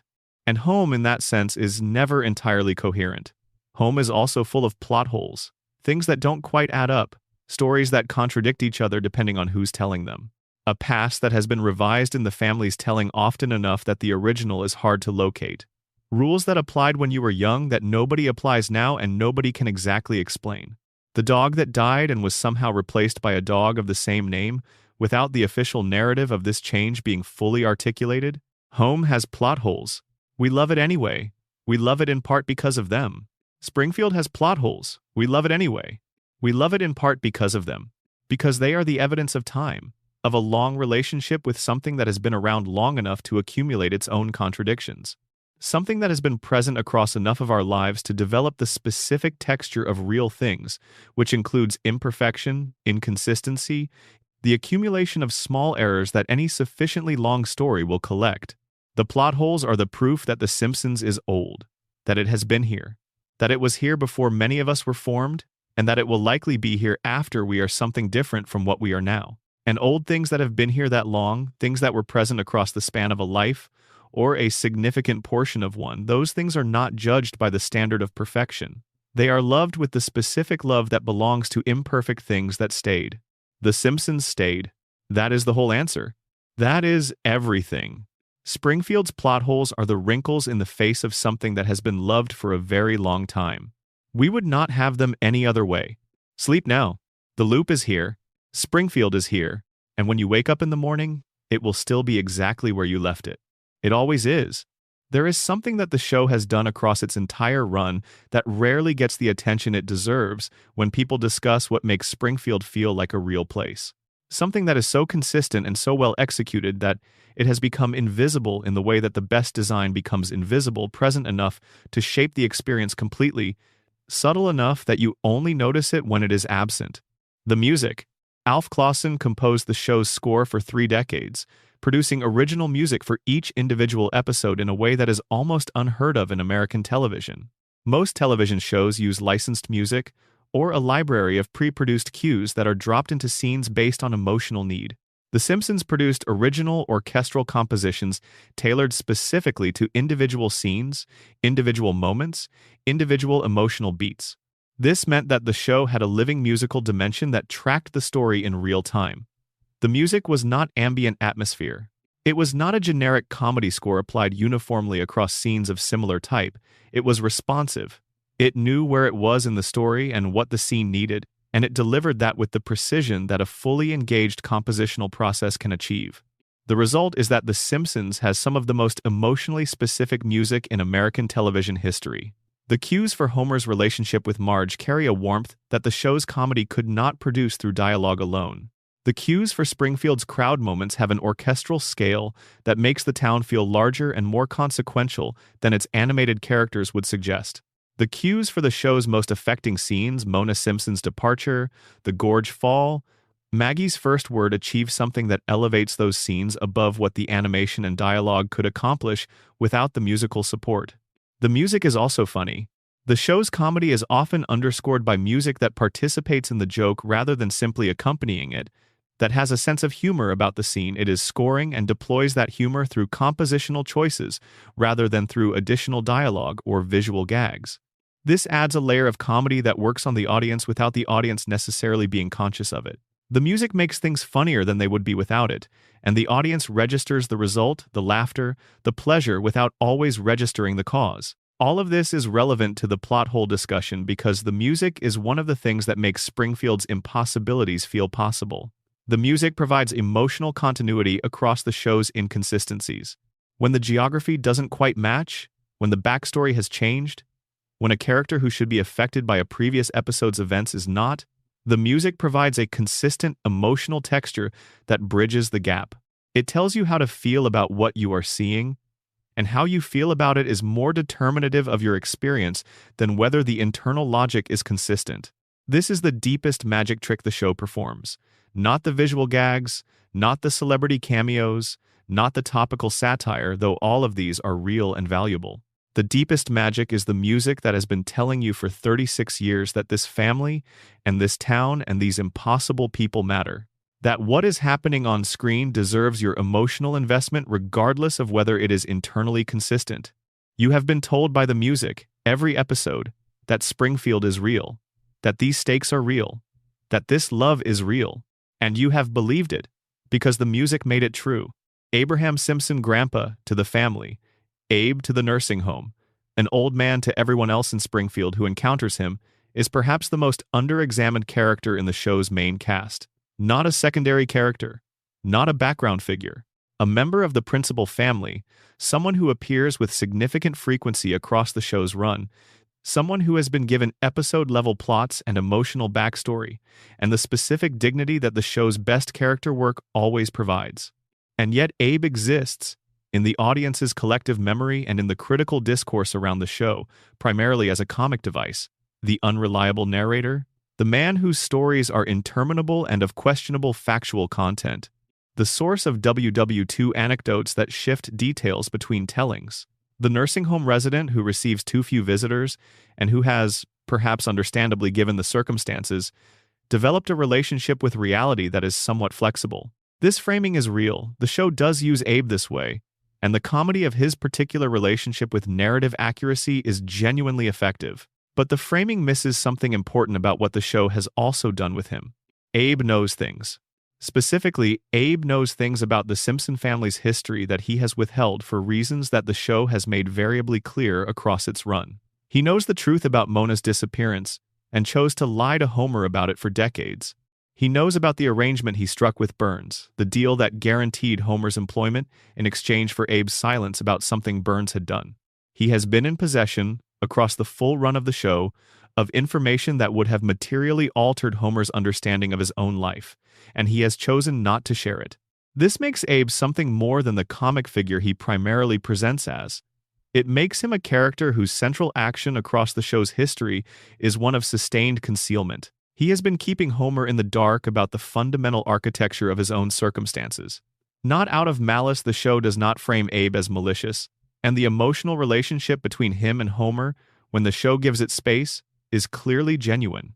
But out of something more complicated, out of guilt perhaps, out of the specific calculation of a man who made choices under pressure and has been managing the consequences of those choices ever since. The deal with Burns is the most significant element of this.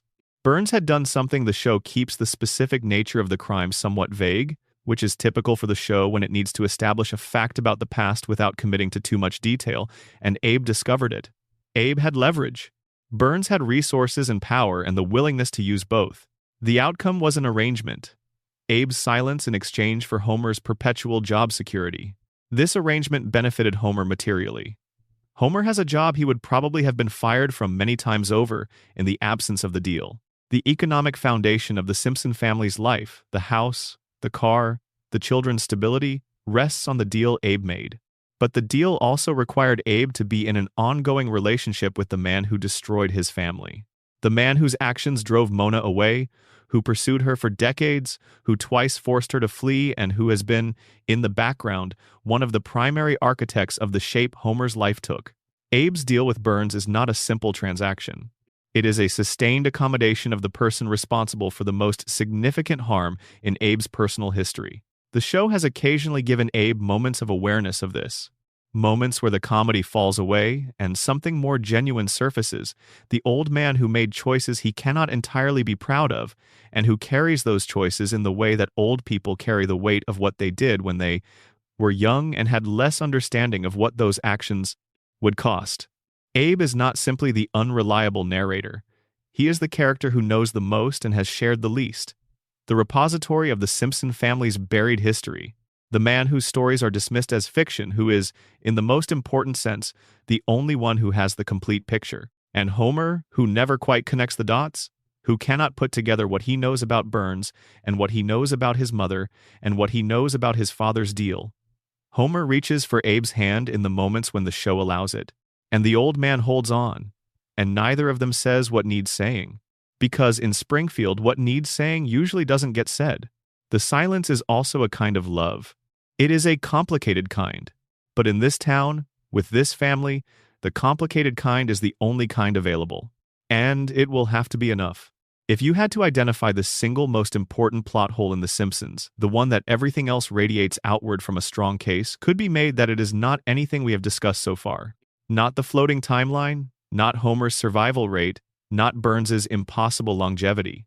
The most fundamental impossibility in the show is simpler and closer to the center of things. Homer and Marge Simpson should not still be together. Not because they do not love each other. The show has established their love clearly enough and sincerely enough across 36 years that questioning its existence would be absurd. But love is not the only thing that sustains a marriage. And the specific circumstances that Homer has subjected his marriage to across hundreds of episodes would have, in any real relationship, produced outcomes different from the one the show perpetually maintains. Homer has, across the show's run, been neglectful of Marge, in ways large and small and in patterns so consistent that they constitute a character trait rather than a series of discrete failures. He has prioritized his own desires over hers in countless situations. He has forgotten significant things, anniversaries, commitments, things she told him that mattered. He has embarrassed her publicly. He has put the family in financial jeopardy through decisions made without consultation. He has, in specific episodes, been so comprehensively absent from his own marriage that Marge has had to articulate clearly how close she is to a point of no return. And then the episode ends and the marriage continues. This reset is more visible than most of Springfield's resets because the stakes are more personal. When a Springfield environmental disaster resets between episodes, it is the reset of a civic situation. When Homer's marriage approaches a breaking point and then recovers by the episode's end or by the following episode's beginning, it is the reset of the most intimate relationship in the show. The show has depicted, more than once, versions of the Homer and Marge relationship in which the marriage has ended. Alternative timelines, flash-forward sequences, hypothetical episodes that imagine what would have happened if specific decisions had gone differently. In these alternate versions, the breakdown of the marriage is depicted as not merely plausible but logical, the natural consequence of the pressures that the main timeline has been depicting and then resetting for decades. This is the show acknowledging, in the space of the non-canonical what if, what it cannot acknowledge in the main canon, that Homer and Marge's marriage is being sustained against reasonable odds, that the love is real but that love, in the main timeline, is doing the work that other things, compatibility, reliability, growth, the specific forms of change that long relationships require would normally share. The counter-argument is also present in the show. Homer loves Marge in a way that is consistent and total, and that the show has, at its best moments, depicted with a tenderness that earns the emotion. Homer's flaws are genuine and numerous. His love is also genuine and total. And Marge, who is a complete and capable person in ways the show has occasionally undersold, has chosen this. Has looked at Homer clearly, including his limitations, and chosen him. Not from lack of alternatives, but from a genuine understanding of who he is and what the life with him means. The episode in which Homer and Marge's relationship is examined most honestly is also one of the show's most emotionally direct. It doesn't use big dramatic gestures. It depicts two people in a long relationship being honest with each other about what that relationship costs and what it gives, and arriving at the conclusion that what it gives is worth what it costs. This is, perhaps, the most accurate depiction of what long relationships actually are. Not the peak of the romance and not the collapse, but the middle, the sustained daily reality of choosing someone and being chosen, with full knowledge of what the choosing entails. Homer and Marge should not still be together by any external accounting of their dynamic. They are still together because they choose each other, episode after episode, across 36 years of choosing. That is not a plot hole. That is the entire show. Everything else, the floating timeline, the impossible geography, the ageless children, the glowing billionaire, the indestructible husband exists so that the love can continue, so that Homer can keep coming home, so that Marge can keep being there when he does. The love is the reason the loop holds. The love is the reason we keep coming back. Springfield is impossible, but the love at the center of it is not. And perhaps that is the only thing, across all of this, that was ever meant to be real. One of the more peculiar features of Springfield's reality that compounds the show's continuity problems is the town's relationship with celebrity. Springfield is a modest working-class town in an unspecified American state with a nuclear power plant, a crime rate that Wiggum cannot manage, and an economy almost entirely dependent on Burns's continued operation. By any reasonable measure of what such a town would attract in terms of outside attention, Springfield should be the kind of place that celebrities do not particularly find their way to. And yet, across the show's run, an extraordinary number of famous people have passed through Springfield. Musicians, athletes, politicians, actors, scientists. The guest list for the show's 36 years of operation reads like a comprehensive survey of late 20th and early 21st century American celebrity culture, distributed improbably across every season with a frequency that would be remarkable even for a major metropolitan area. The show's creators have addressed this. The production logic is not mysterious. The show can attract celebrity guests because it is the kind of show that celebrities want to appear on, a prestige animated property whose cultural position for decades has made it an attractive destination for public figures who want to participate in something significant. The guests come because they want to be there. The story justification for why Michael Jackson or Elizabeth Taylor or Buzz Aldrin or any of the other hundreds of famous people who have appeared in Springfield would be there is often thin, and the show knows this, and does not try too hard to make it thick. But the cumulative effect of all these celebrity appearances on Springfield as a place is genuinely strange. By the arithmetic of what the show has depicted, Springfield has had more significant cultural figures pass through it than most American cities 10 times its size. The town has been visited by presidents. It has hosted international celebrities. It has been the scene of events that, if they were real, would have placed Springfield on the map of places where things happen. And yet Springfield remains, consistently, a provincial backwater. The celebrity appearances do not accumulate into a shift in Springfield's character. The visits do not produce the economic or cultural development that would follow in a real town from sustained celebrity attention. Springfield absorbs the celebrities the way it absorbs everything else. It registers them, it interacts with them, it generates some plot or comedy from the encounter, and then they leave. And Springfield is exactly what it was before they arrived. The celebrities are swallowed by the town the same way the disasters are swallowed, without residue, without lasting change. This is another expression of the loop. Springfield attracts everything and keeps nothing. The reset applies to celebrity visits as thoroughly as it applies to natural disasters and criminal conspiracies and near-nuclear events. Everything that comes to Springfield finds, eventually, that Springfield has not been changed by its arrival. Springfield changes the visitors more than they change Springfield. People who come to Springfield leave as different people. Homer's friendships with celebrities are never maintained over subsequent episodes. The specific relationship the guest character formed with the Simpson family in their episode dissolves when the episode ends, and neither party appears to remember it in subsequent appearances. This is, of course, practical necessity. You cannot build ongoing relationships with guest characters in a format that does not allow ongoing character development. The guest relationship is, by definition, episodic. But the specific form that Springfield's absorption of its celebrity visitors takes has a quality that goes beyond practical necessity. Springfield seems to genuinely not care about celebrity in the sustained way that would be required for celebrity attention to produce lasting effects. The town is impressed in the moment.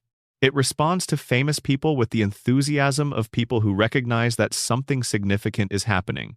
But the impression doesn't hold. By next week, the celebrity has passed through and Springfield is arranging itself around the next thing. This makes Springfield unusually immune, in fictional terms, to the kind of transformation that celebrity and outside attention would produce in a real community. Small towns that attract attention change. The attention changes the economy, the culture, the sense of possibility, the way residents relate to their own place. This is just how it works. Springfield gets the attention and gives it back. The loop closes, the reset occurs. And Springfield goes on being exactly what it is, as it always has, as it always will. Implacably, impossibly, enduringly itself. And that perhaps is the final thing worth saying about Springfield. It is more resistant to change than anything that has tried to change it.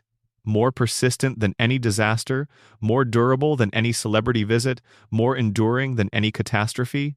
36 years of television, nearly 800 episodes, millions of viewers across dozens of countries, and Springfield is exactly what it was when this began. A little scuffed, a little impossible, full of people whose lives don't quite add up in ways that become more visible the longer you look, and absolutely, completely, irreplaceably itself. One more thing before the screen goes dark. All of the plot holes we have talked about tonight, the ones involving physics and biology and geography and law and memory and time, those are real and they are interesting. and they are part of what makes this show worth examining after all these years. But there is a version of this conversation that focuses only on the gaps and misses what the gaps exist inside of. The gaps exist inside something enormous, something that has been built over decades by many hundreds of talented people who cared about what they were making. Writers and animators and voice actors and composers and producers and everyone else who has contributed to the construction of Springfield across its long life. Each of them brought their specific intelligence and their specific care to the work. Each episode is the product of that care, even the imperfect ones, even the ones where the continuity slipped and the geography moved and the backstory contradicted itself. The care is in every episode. Even when the plot hole is real, even when the inconsistency is visible, the care is still there. The love for these characters, for this town, for what the show has been trying to do across its long and complicated and imperfect life, that love is in every frame. And that love, accumulated across every episode, every season, every decade of this extraordinary run, is what you feel when you put the show on late at night and let Springfield wash over you. You feel the care, the love, the 36 years of people trying to make something good. And it is good. It has always been good. Good night, Springfield. We love you back. Accumulated across every episode, every season, every decade of this extraordinary run, is what you feel when you put the show on late at night and let Springfield wash over you. You feel the care, the love, the 36 years of people trying to make something good. And it is good. It has always been good. Good night, Springfield. We love you back.